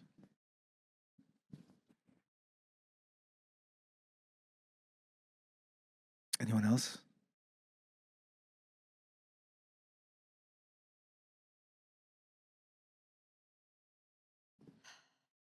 Wow, thank you. Thank you so much for sharing that. I feel like we could go on talking about that as a woman, it's like there's so much there.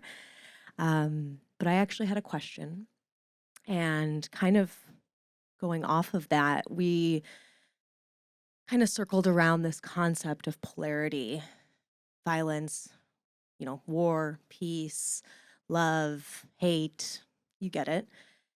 And we can't have one without the other.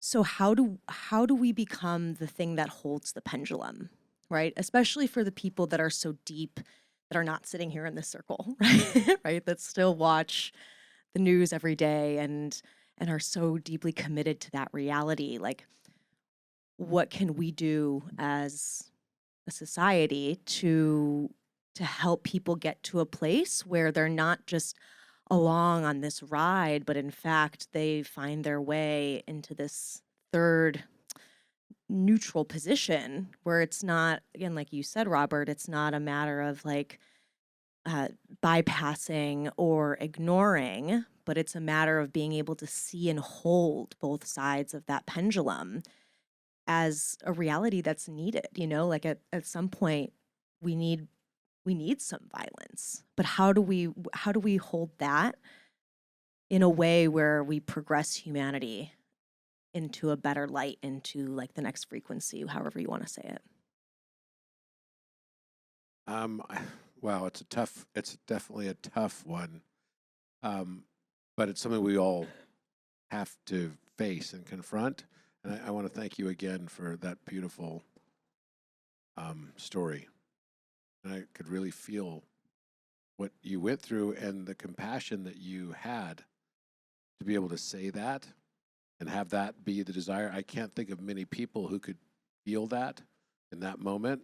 And so I really want to recognize you for what you did. Beautiful.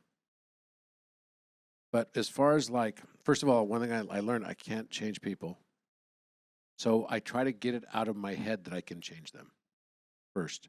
And the first feeling I try to do, and I don't have all the answers for sure, but the first feeling I try to have is to love and accept them just as they are. That takes a lot of pressure off as well, because, like my parents would definitely fall in this category. They feel like their world has been turned upside down, like truly upside down. They're like, they almost can't wait to die, I think. They're like in their 80s now, so they're like, I don't want to be around. This is like, if this is the way the future's going, like this is, what? And so I think that what I first try to do with them is just accept and love them as they are. And then I try to speak from a place of how I'm dealing with it and be thoughtful and mindful and empathic about how they're feeling through all of this. So listen to them. I think, first of all, it's important just to let them feel listened to and not to just placate them, but actually truly listen to them. If you care about them, that's not that hard to do, to listen to somebody. You know, God gave us 2 ears and 1 mouth for a reason. And I think it can be in that proportion of use, especially when you're talking with someone who you really care about and love. So letting them know that you love them no matter what is something that I find very powerful, because as soon as I try to assert my position and get them to agree with the way I'm looking at it, I get resistance instantly. But as soon as I say, look, I love you no matter what, and if you're interested, and I wait for them to ask me the question, how do I feel about this? Then I tell them exactly how I'm feeling. I acknowledge their feelings as real. And I try to offer a different viewpoint. Yes, it's very difficult for people to look at suffering and say, why would anyone choose this? Well, yeah, you wouldn't in this life. In this context, as a lower dimensional avatar, you would never choose suffering. It's not the place from which those decisions are made. The place where those decisions get made is in the higher self capacity. And it's for some reason, and maybe it's the kintsugi, where something can be alchemized and turned into gold. I think the story you just told about the compassion that you had, to be able to say that to this boy who clearly made a terrible, horrific, almost unforgivable mistake, yet you found the place in your heart to turn that into gold and still be able to see the irrevocable impact that it had on your daughter. That to me is like truly Christ-like. That's Christ consciousness. So as I try not to assert my opinions or viewpoints on my parents or others that see it differently, because they sometimes want to just go on a rant, and I listen to them. And I love them. And I believe fundamentally that the moment that we can express that kind of love and compassion, and it supersedes our need to feel right, that's truly an enlightened viewpoint. When we can express love and compassion that supersedes and exceeds our desire to be right, is when we're starting to step into our enlightened avatar. Yeah, just one thing I wanted to add and echo to Robert is another teacher of mine, Joe Dispenza, he calls this the plane of demonstration. And I got the opportunity to ask him what he meant by that, because all of his lectures, he says, this is the plane of demonstration, the plane of demonstration. And I said, what are we here to demonstrate? And he said, you're here to demonstrate that you are the divine. And when I see the divine, it's this unity 0-point field that judges nothing and loves everything. And also, the divine created this expression of emotions where you brought up the violence and Sekhmet, Kali, all these goddesses that represent the sacred rage and the fierceness, and also this grief that comes after the rage.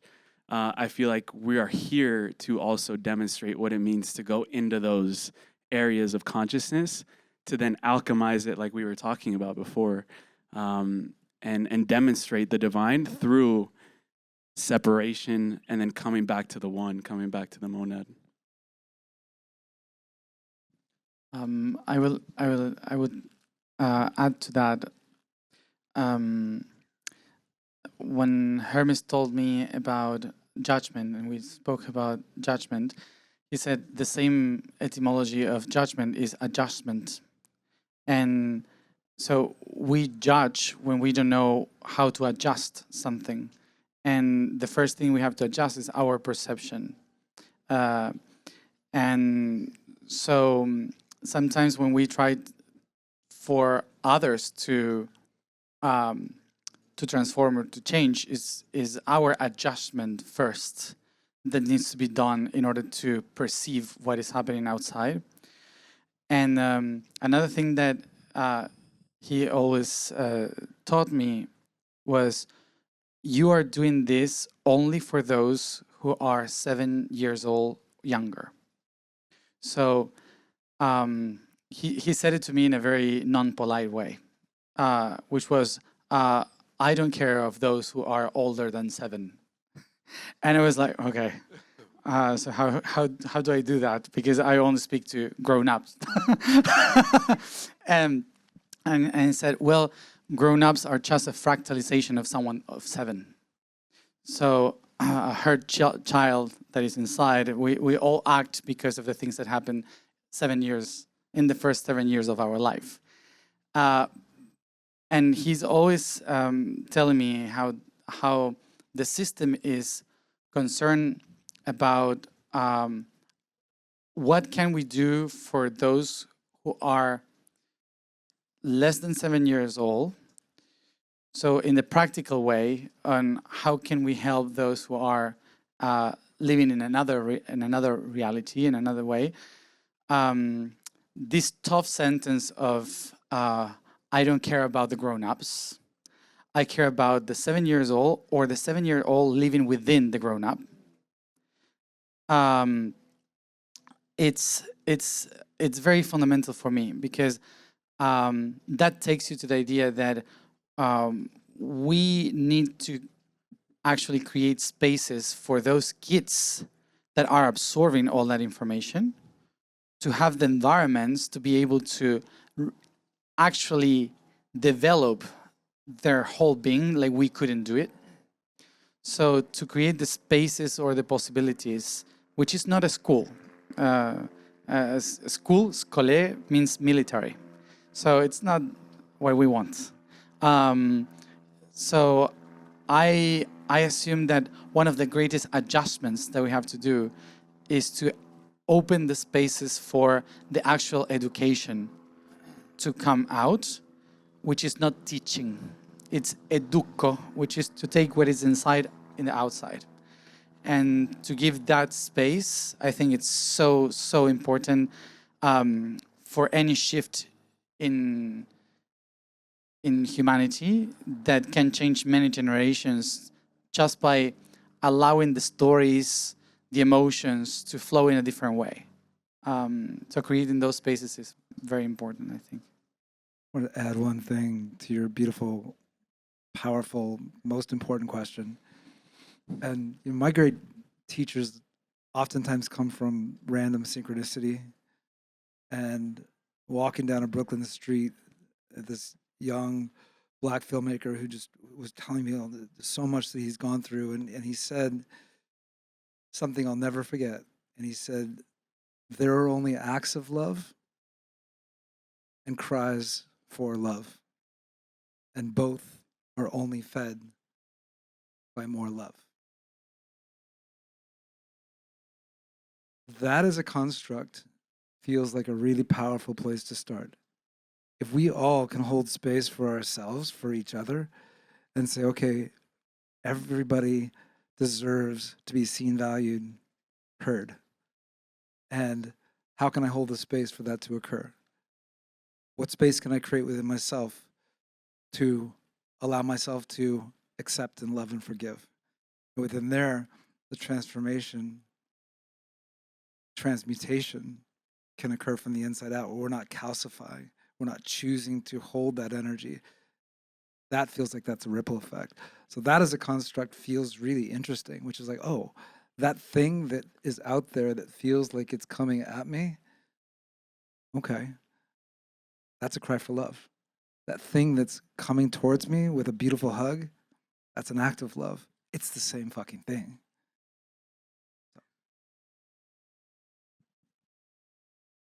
I just didn't want to end the story without telling you all about how it's going now, because based on all the deep work I had done prior to my daughter's assault, I never was willing to take on the victim consciousness, like just to hold that this horrible thing had happened, and it happened repeatedly in our lineage.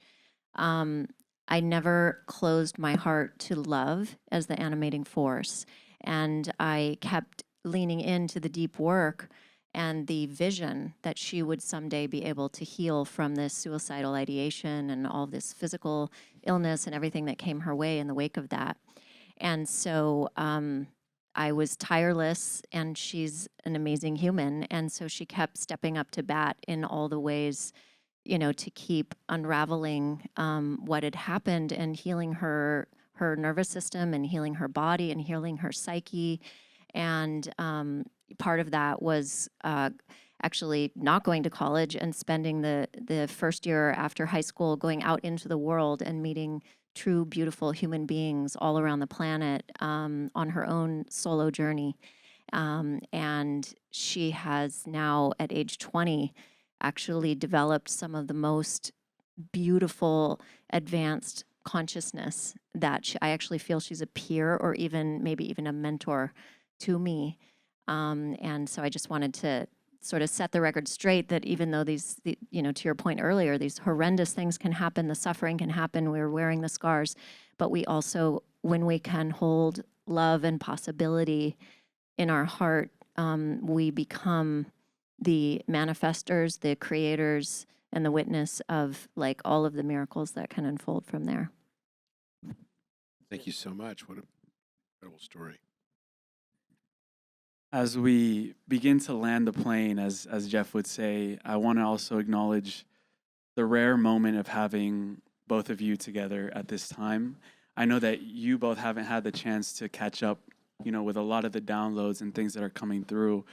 I wanted to give you both the opportunity as well to invite in a question for each other, something that you're both curious about around what's been unfolding in each of your personal journeys, or even, you know, your mission with humanity, whatever is coming through as we have you both here at this time. I'll go first. So the last time we spent a lot of time together was in Northern California in April. Yeah.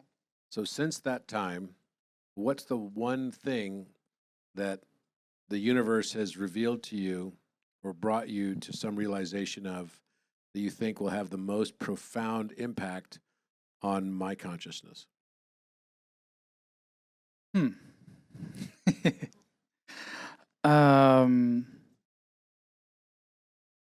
I believe that, how to summarize all of that? It's a lot. It's a tough question. It's a tough question. Yeah. Very tough. I'm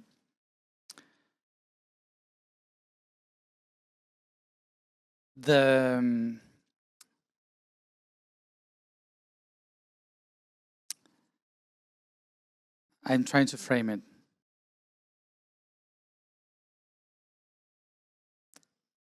You know, when I speak about the Weaver said, Yeah. is my higher consciousness, he said we have to repair the time machine. Yep. So to repair the time machine, it requires to know exactly the measurement of every note. And he said every tone of every pyramid is a tone. Mm-hmm.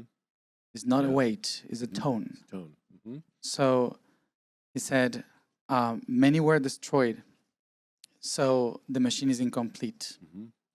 So every tone is related to one of the chemical elements, but only those who understand the tone and the math in it can actually find the map on where to find the other notes that needs to be rebuilt. Okay. So it sounds correctly. So Shang. Whew. Okay. so That full-bodied chill.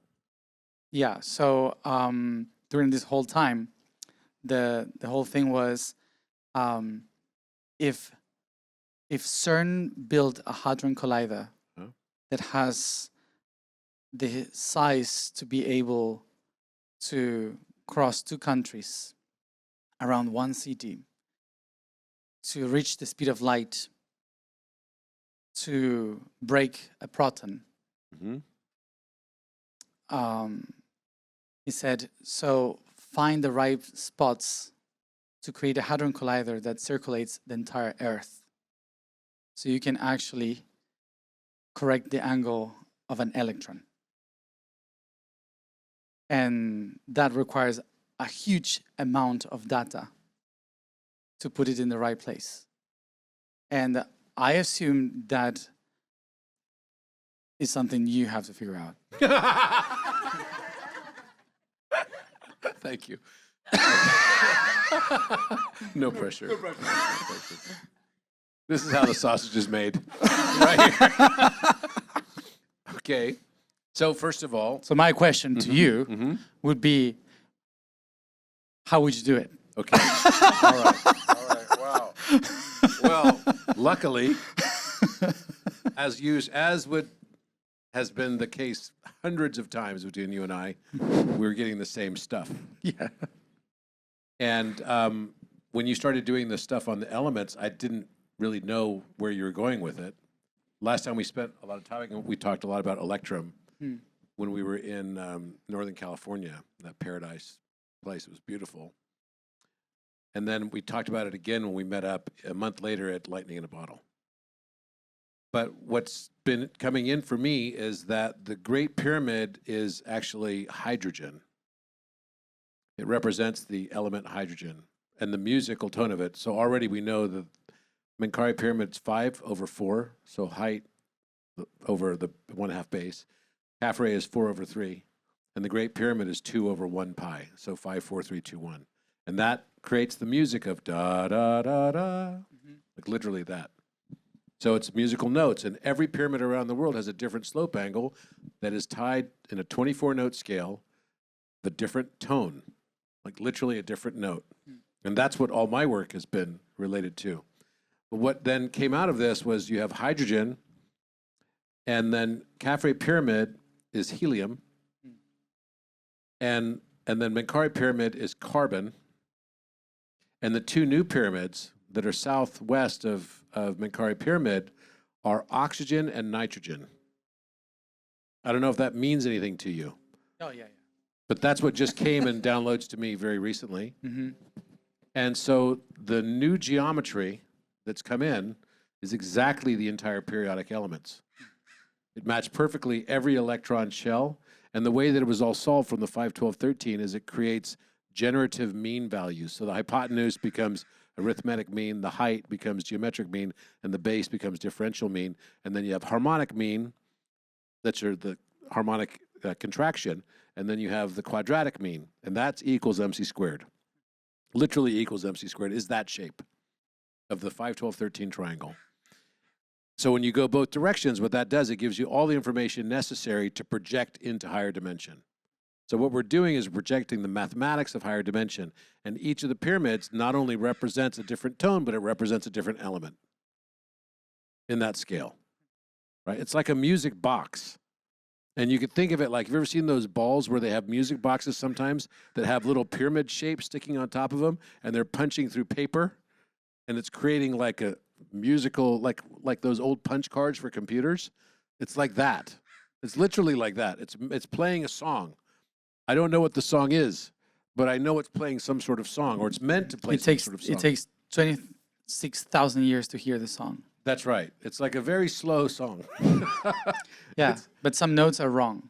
So that's Yes, the whole thing. some notes are wrong, and so they have to be brought in.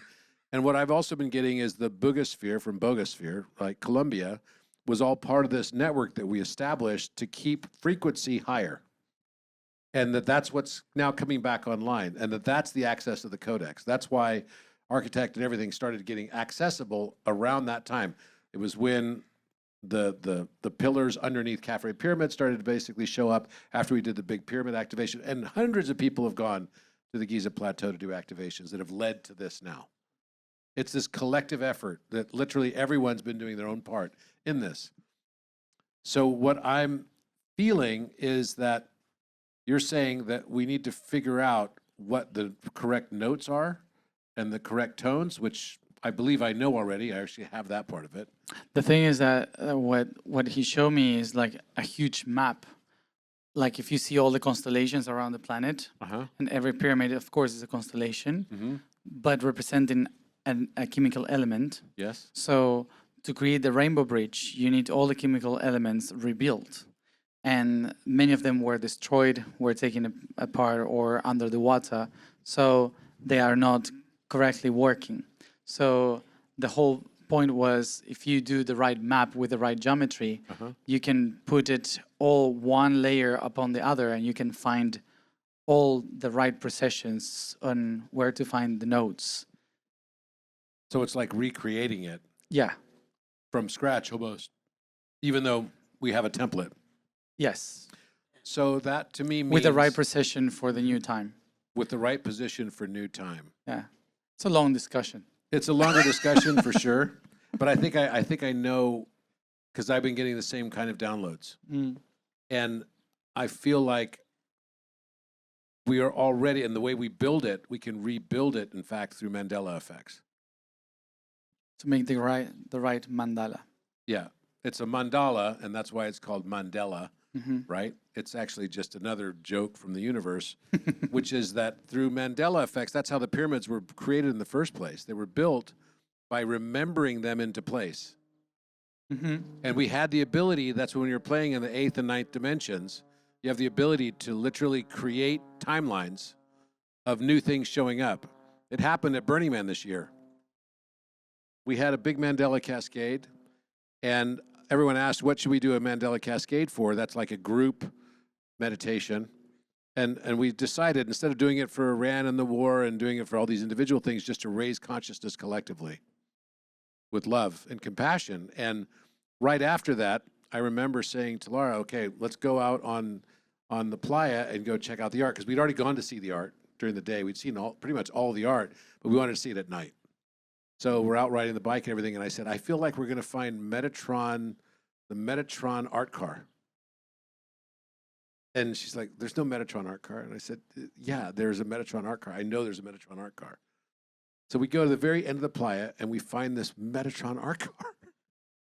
Literally out there, this incredibly beautiful Metatron art car. Did you see it this year? It was epic, right? It was Michael Benesty who makes those big, giant, statues and stuff. And so we go and find the Metatron art car. I'm like, oh my gosh, there's a freaking Metatron art car. And it was this beautiful angelic thing. It was like out of control. But then everyone was talking about the next day, I don't know if you noticed this, but there was like a ton of new artwork that showed up in the middle of the week, right? Which was like, how did that happen? Like literally, people were all talking about it. It's like, what happened with all the artwork? How did it all change? And it's like a Mandela effect. As you raise your consciousness, the world around you literally changes. That's what I'm saying. I'm not just saying metaphorically the only way to change the world outside of you is by changing it within. I'm saying that in reality. You can literally change the world around you. Since this last summer, there were like 50 new pyramids that showed up around the world. And one of them, he and I actually looked at, we're like, wait, Tonina Pyramid? We've seen this. That's like these old ruins. What is this thing? It looks like a complete Atlantean superstructure that we've never seen before that just popped into the field. And I asked architect, what are the new Mandela effects? That's my new news every day. What new Mandela effects have basically come into this timeline? What have which timelines have I transitioned into? That's what's happening right now. The world is changing all around us very, very rapidly, and it's going to be through remembering the new earth into place that it actually materializes. So what he's talking about is put together that grid again and to remember it into place in a way. And we just have to then also figure out all the downloads that I've gotten, all the downloads you're getting, how it matches and overlaps, and it relates, because I've been getting the exact same downloads about the periodic elements. Yeah, the last message that was received in the pyramid before And flying each here pyramid to then LA, has a right triangle. when we were here, before coming to LA, literally 2 hours before going to the airport, I went randomly to the Great Pyramid, and the message was correct the Mandela effect, and you will find the right mandala. That was exactly what it was said, and it said it all starts in South Africa, like the main point of where Mandela is, which is actually... And you were there in South Africa a few months ago. Yeah, in They November. wanted me to be there, but I couldn't make it. In November, yeah, and the whole point is that that's the origin of the Kundalini in the planet. So the Kundalini is in the wrong direction of conductivity. That's why chemical elements needs to be realigned in the right position, because the timeline is moving into a conductivity that is not the one that was supposed to be. And he kind of says constantly, there's a war between magnesium and potassium. And I'm like, what does it mean? And we don't know yet. But That's a question for Robert. it's like, or a chemist, I don't know. So someone that understands why potassium and magnesium would enter in a war. But it's like, okay. But it's like an angle that is in the wrong position. And remember, he said all about that, like with the 137. It's like 137 point something. Yeah. But it's not the right exact, I don't know. The correct But- one is the 137.571. It's basically alpha and omega Yeah. together. And he said the flows of alpha and omega are in basically A type blood and O type blood. Whoa, it's Coming so from weird. South I was just Africa. talking with my ex-wife Yeah. today about O blood. So the whole point is like redirecting that to create the mandala, because now we cannot see the mandala. We are just living the shadows of reflections. No, of the you know what right I'm mandala. seeing? Whoa, trippy, man. I'm seeing around the world altogether creates a hyperbolic Mandela. Mm-hmm. And the mandala is like a sigil. Yeah. And that sigil coheres a geometry, which is basically a new Earth geometry. Mm-hmm. Yeah. Download that. You opened it up to the question, man. I knew it was a rabbit hole. I knew, guys. It's a rabbit I knew where I was going with that. I knew it. Well, let's flip the script. Ask the question the other direction, and then we'll have a closing.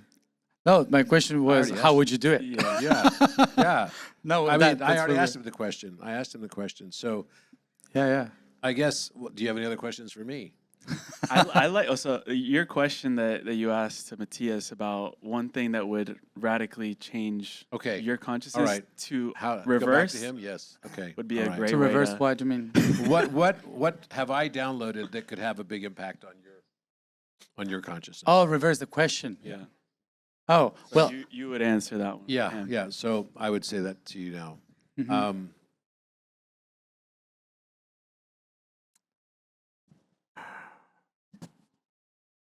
Wow. So much. Okay. You ready for this? No. I don't know how you're going to react to this one, my friend. Okay. You, among all of my close friends, and I consider you a close friend, you have had challenges related to love. Yeah. And it definitely is something that I feel like you are wanting in some way to have some sort of reconciliation for. And this is a heart-centered thing. The download that I have for you is that the moment that you allow yourself to be open to it again is the moment that it will reflect and find you. And that love is going to be something that is actually going to irrevocably change how you perceive your world, like a Sapir-Whorf effect. So allow yourself the openness to receive, because it wants to give. I get that. Yeah. For those who don't know me, I consider love a poison. A poison that's like oxygen. We need it to breathe. Yeah. We need it to breathe, and even though it's a poison. And I always consider love as a poison, because my memory is that the heart of time was broken because something poisonous took everything out of place, and it was because someone was loving someone in the wrong way. And it's a very old story about an electron and a proton. But that defined everything. Yeah. And yeah, and I get that. And I feel like this past year, I know that you had some real challenges, Mm-hmm. you know, with people that were close to you. Mm-hmm. And I still feel that every day. I feel that for you every day. And just know that you're definitely loved. Thank you. You're loved very much and very deeply. And the moment that you allow yourself to reopen to that, it will find you. I will do my best to make it into medicine. You, my friend. Thank you. I do have a closing question, but there's a beautiful woman who has her hand up, so I'm going to honor that. Thank you so much for, I guess, having all of us. My question, especially for the people that doesn't know about downloading, can you please explain that? What is that like for you? Is it when you're sleeping, when you're talking, you're in a zone? To both of you, all of you guys, if that's also happening for all of you. And this question is mostly more for the people that doesn't really know anything more about activation, all of those things, or how it's downloading and what is that like and how is that experience for you guys? Okay. It's changed for me a lot. So I can't say that what my downloads are like today is what it was like when I first started getting them. When I first started getting them, I used to get them, it would be this claircognizance. It was just popping in my head. And then it would take over for like 2 or 3 days at a time. I couldn't do anything for 2 or 3 days, and I wouldn't sleep for 2 or 3 days. And it would happen every 3, 6, or 9 weeks. That was kind of the cycle that I was on. That was probably starting about in 2013, 2014 is when that started happening like that. I was getting downloads before that, but not on that regular basis. Today, it's 24/7. It's through every single synchronicity that shows up, and I start to track the number of synchronicities, and I get them literally minute by minute. And sometimes it's multiple times, and it could just be a car with a license plate of exactly what I'm thinking about. You know, it's really wild. And it's happening all the time. I mean, I did a podcast with him, and we probably had like 20 synchronicities in that podcast that just happened right in the middle of that. We're like, what is going on? We got to go to the UK now. That's right. That's right. That's right. It was wild. So it's mainly for me, claircognizance, but sometimes it happens clairsentience. Sometimes it's clairaudience. Sometimes it's in a dream, and then I wake up and I just channel and write a long letter to myself that will be, you know, like 30 or 40 minutes to just perfectly channel it in like one, you know, like stream of consciousness. And more and more, it's not as much of a brain action as it is a heart action. Even the mathematics is coming through the heart now. So it's not a, and also it's while I'm doing art. When I'm doing artwork, I call that heartistry. But I would say it's now claircognizance at the heart level. That's probably the most common. I feel it coming through the heart brain. There is a brain in your heart, and it's a very powerful brain, but it's the leader. The logos needs to be inside of the pathos, to be led by the pathos, not the other way around. It's not that the heart needs to take over entirely from the logos. No. But you need to be in a heart space in order for you to get the full benefit of the logos. The logos needs the grounding of the pathos in order to work properly. It's like an anchoring. And so it's like the masculine needs to be enveloped by the feminine in order to work properly.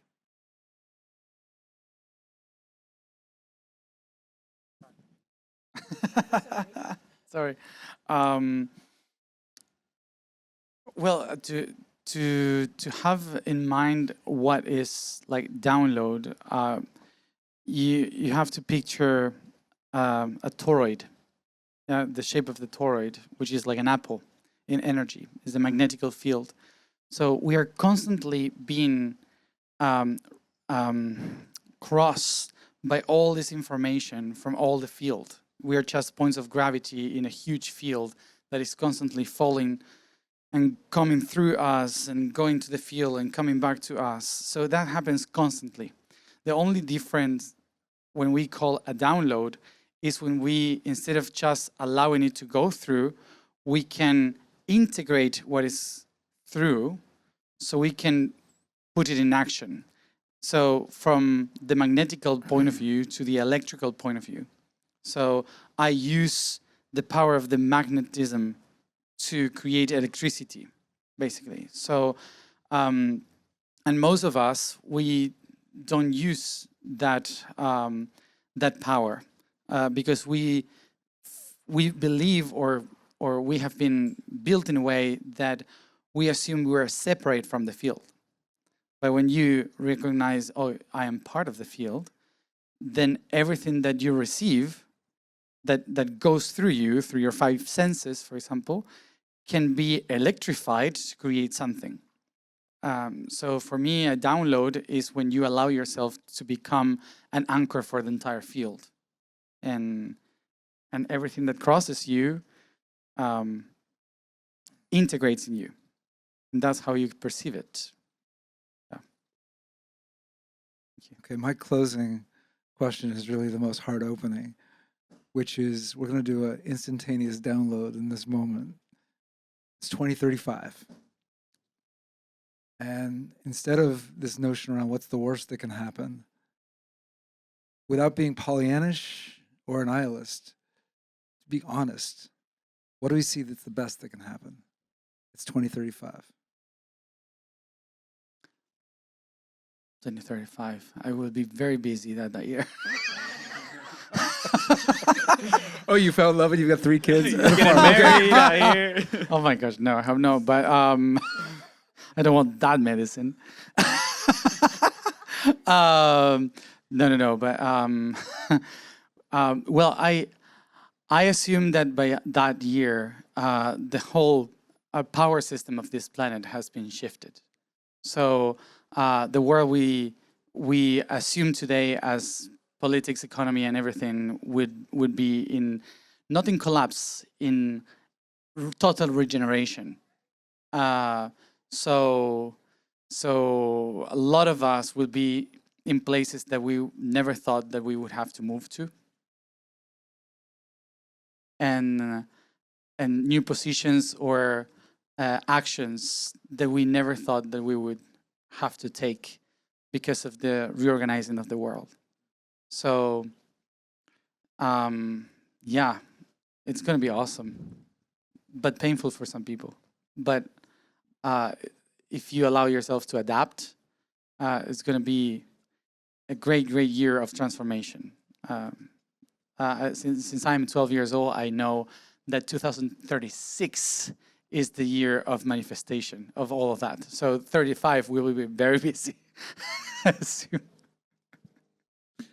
So I think what's coming is going to be so profound that we're going to change the way we reckon time. And that the first year of New Earth will be 2030. That's why you've got all these, the dystopian side of the story is also converging to that timeline. It's the different version of it, but it's nonetheless, it's like for every action, there must be an equal opposite reaction. So by 2035, I expect that we'll be in year 5 of that transition. And I feel like there's, because of the split that's already now happened, right? The split's already in place. There's still going to be some transiting back and forth, but you're literally now, given that you're here, you're in the beginnings of New Earth. And what's going to happen, I believe, is that we're going to get more and more memory to be able to transition very rapidly, not just into the 5th dimensional consciousness, but also in the 6th dimensional consciousness. So this would be, kind of what people refer to as the 4th and 5th densities. And what will also happen is that we will have the ability to remember certain things like these Mandela effects into existence. So there'll literally be a whole different world. The map that we know of as right now of Earth is not going to be the same as it will be in 2035. And we're going to be moving towards a paradigm as well where there's almost a world without borders. And the dissolution of the power matrix of governance is going to basically dissolve. And it's going to happen before that time. It's going to happen so fast, it's going to shock everybody. And it's going to be over the course of the next 3 years that all happens. So that's what all the downloads that I've been getting are basically showing and saying. And the way that that gets catalyzed and moves forward faster is that we literally start just moving on as if it didn't exist. Like it's irrelevant. So the more power and energy we give to it as being a battle and a fight, the more it will basically be experienced as such. The more you just transcend it and move beyond it and operate as if it's not even relevant. Not that it doesn't exist. It's not bypassing it, but speaking of it as if, oh yeah, it's already transitioning out. That's going to be the key to this, to remember in the new existence. And I think we're going to be moving into a world where humanity, it's not going to happen overnight, but this part of it, we're going to have to start stepping into our own sovereignty as individuals. So there's nobody to rely on other than just the community itself. This whole idea that, you know, we need government to be able to survive and to be able to live and everything, I think is just completely not true. And so breaking away from that concept, I think, is not going to be the easiest thing in the world for everybody, but it's also going to become inevitable. So I think we're going to be 5 years into it at that time.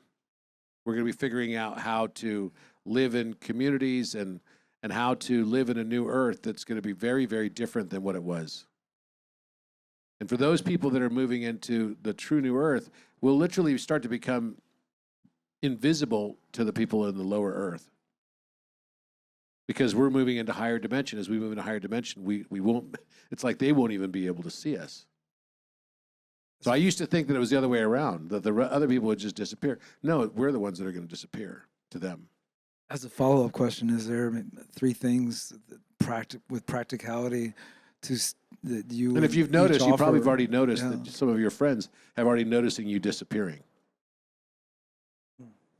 Like your old world friends have probably already started to notice you sort of like disappearing from their world in a way. I've noticed it. I've absolutely noticed it.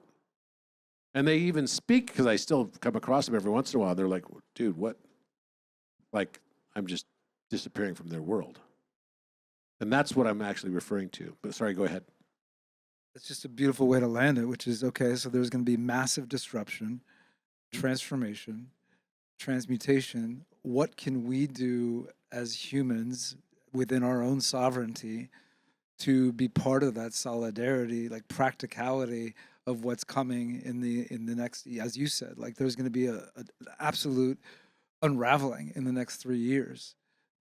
What can we do to go deeper into stealing ourselves? And you could say meditation. I mean, you could say whatever there's real practicalities here of like, how do we prepare for what's already upon us? Relax, it'll hurt less.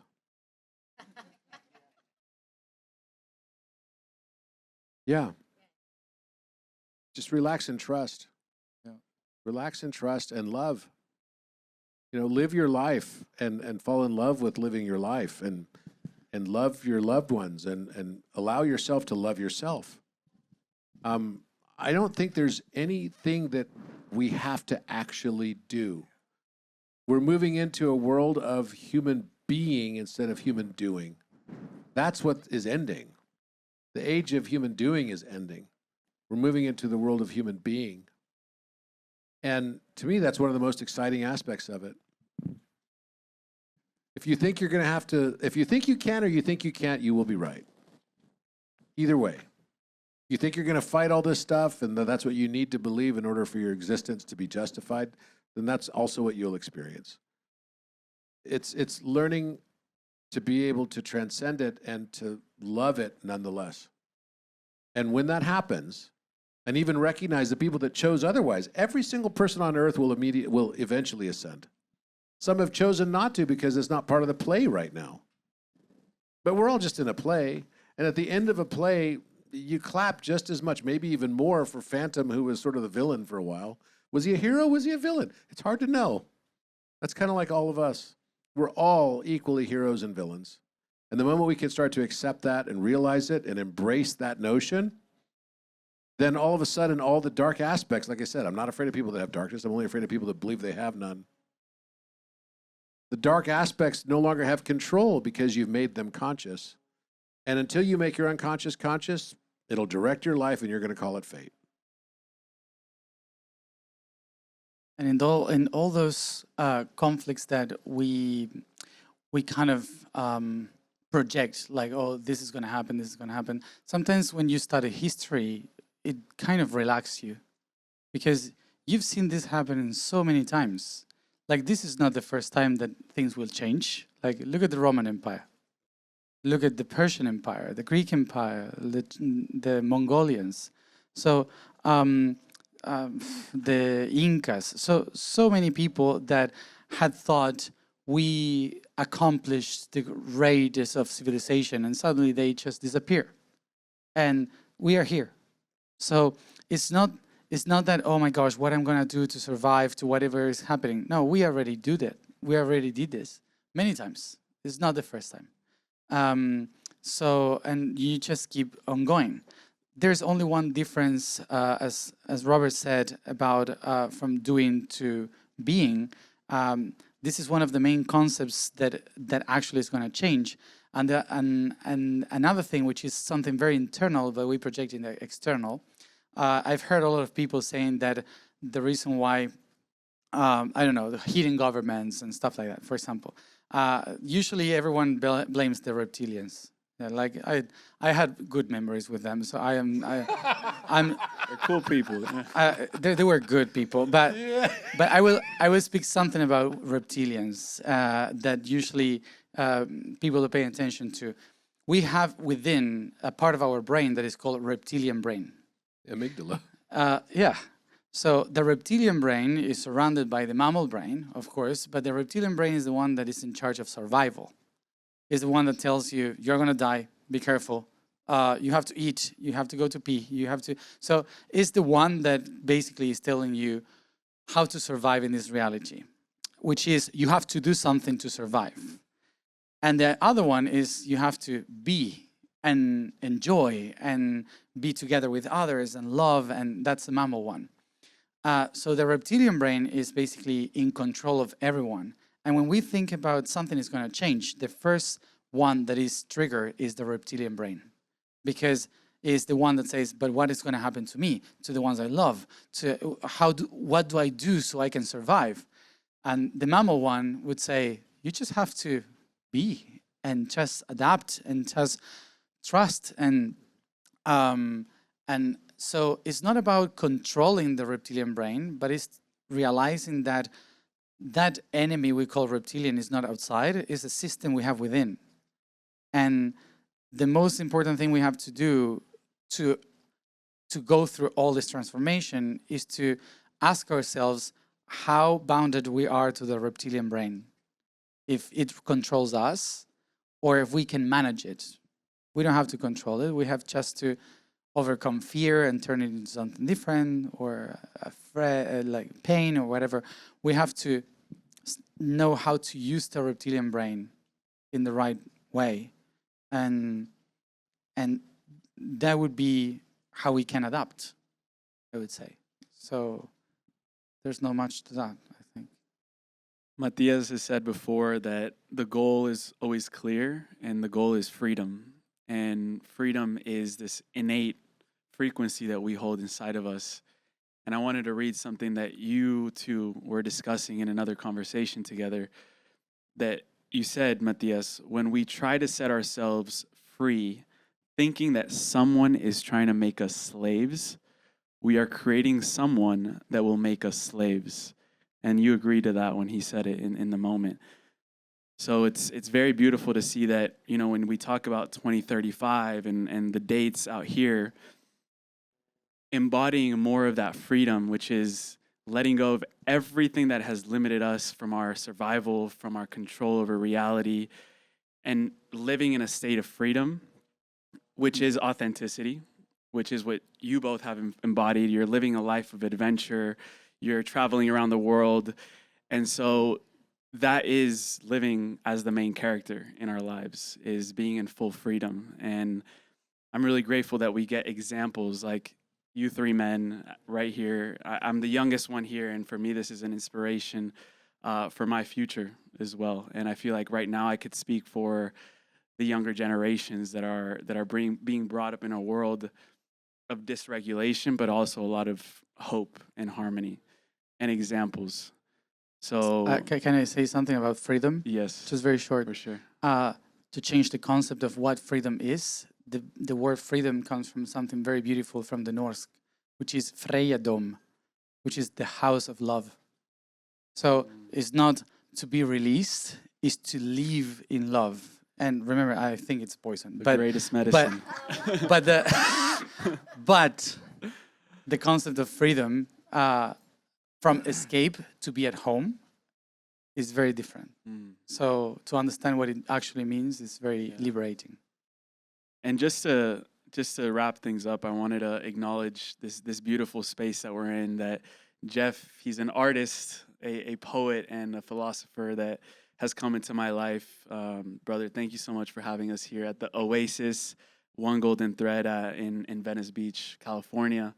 If you want to land the plane for us, because you've hosted us here, and super grateful to be a part of this with you. I really appreciate being in Circle, and the Circle extends all the way out, and those will be witnessing and watching. And I really appreciate discernment. And part of that discernment is when to say no and when to say yes. And even the aspect of this coming together and this happening is a bit of a little minor miracle, because these guys are never in the same sphere. He's in another part of the world. We were going to do a podcast together on this day. Emilio called me a month ago and said, I have this download vision, and the vision is that I want to do a podcast with Robert and Matias in the Oasis, or just tap in. And I said, well, Matias and I were going to do Drops of Gold. And we just literally had the same download at the same time, because this is what I think is really the landing of the plane, is where we are all about collaboration. We are all about connection. We are all about elevation. And so there was never a moment where it's like, well, that's mine. It's like, no, this is all ours. And that is such a beautiful way for us to come together, and for you two beautiful gentlemen to say yes, and for us to be here together. This moment will never happen exactly as it's happening right now, and that continues to propel forward. So I just want to acknowledge and honor everything that we've talked about the freedom of home, the sense of play, and the sense that none of us are going to get out of this alive anyway. So let's enjoy this motherfucking ride. Thank you all. Emilio, I just want to also honor you. You are the oldest soul, perhaps, on this panel, the mud man, the mathlete. And I'm just honored. Tony Stark, and I'm just honored to sit in a circle with 3.5 men. Thank you all for being here. Pure golden magic. And by the way, you guys all look super stylish, so thank you for being. I had a good stylist. Thank you for being my super nature OGT One Golden Thread model. So thank you so much. I just love the benevolence we're putting in the world, and we're all in this together. And nothing else to say, but here we grow. Let's go. Aho. Thank you, guys.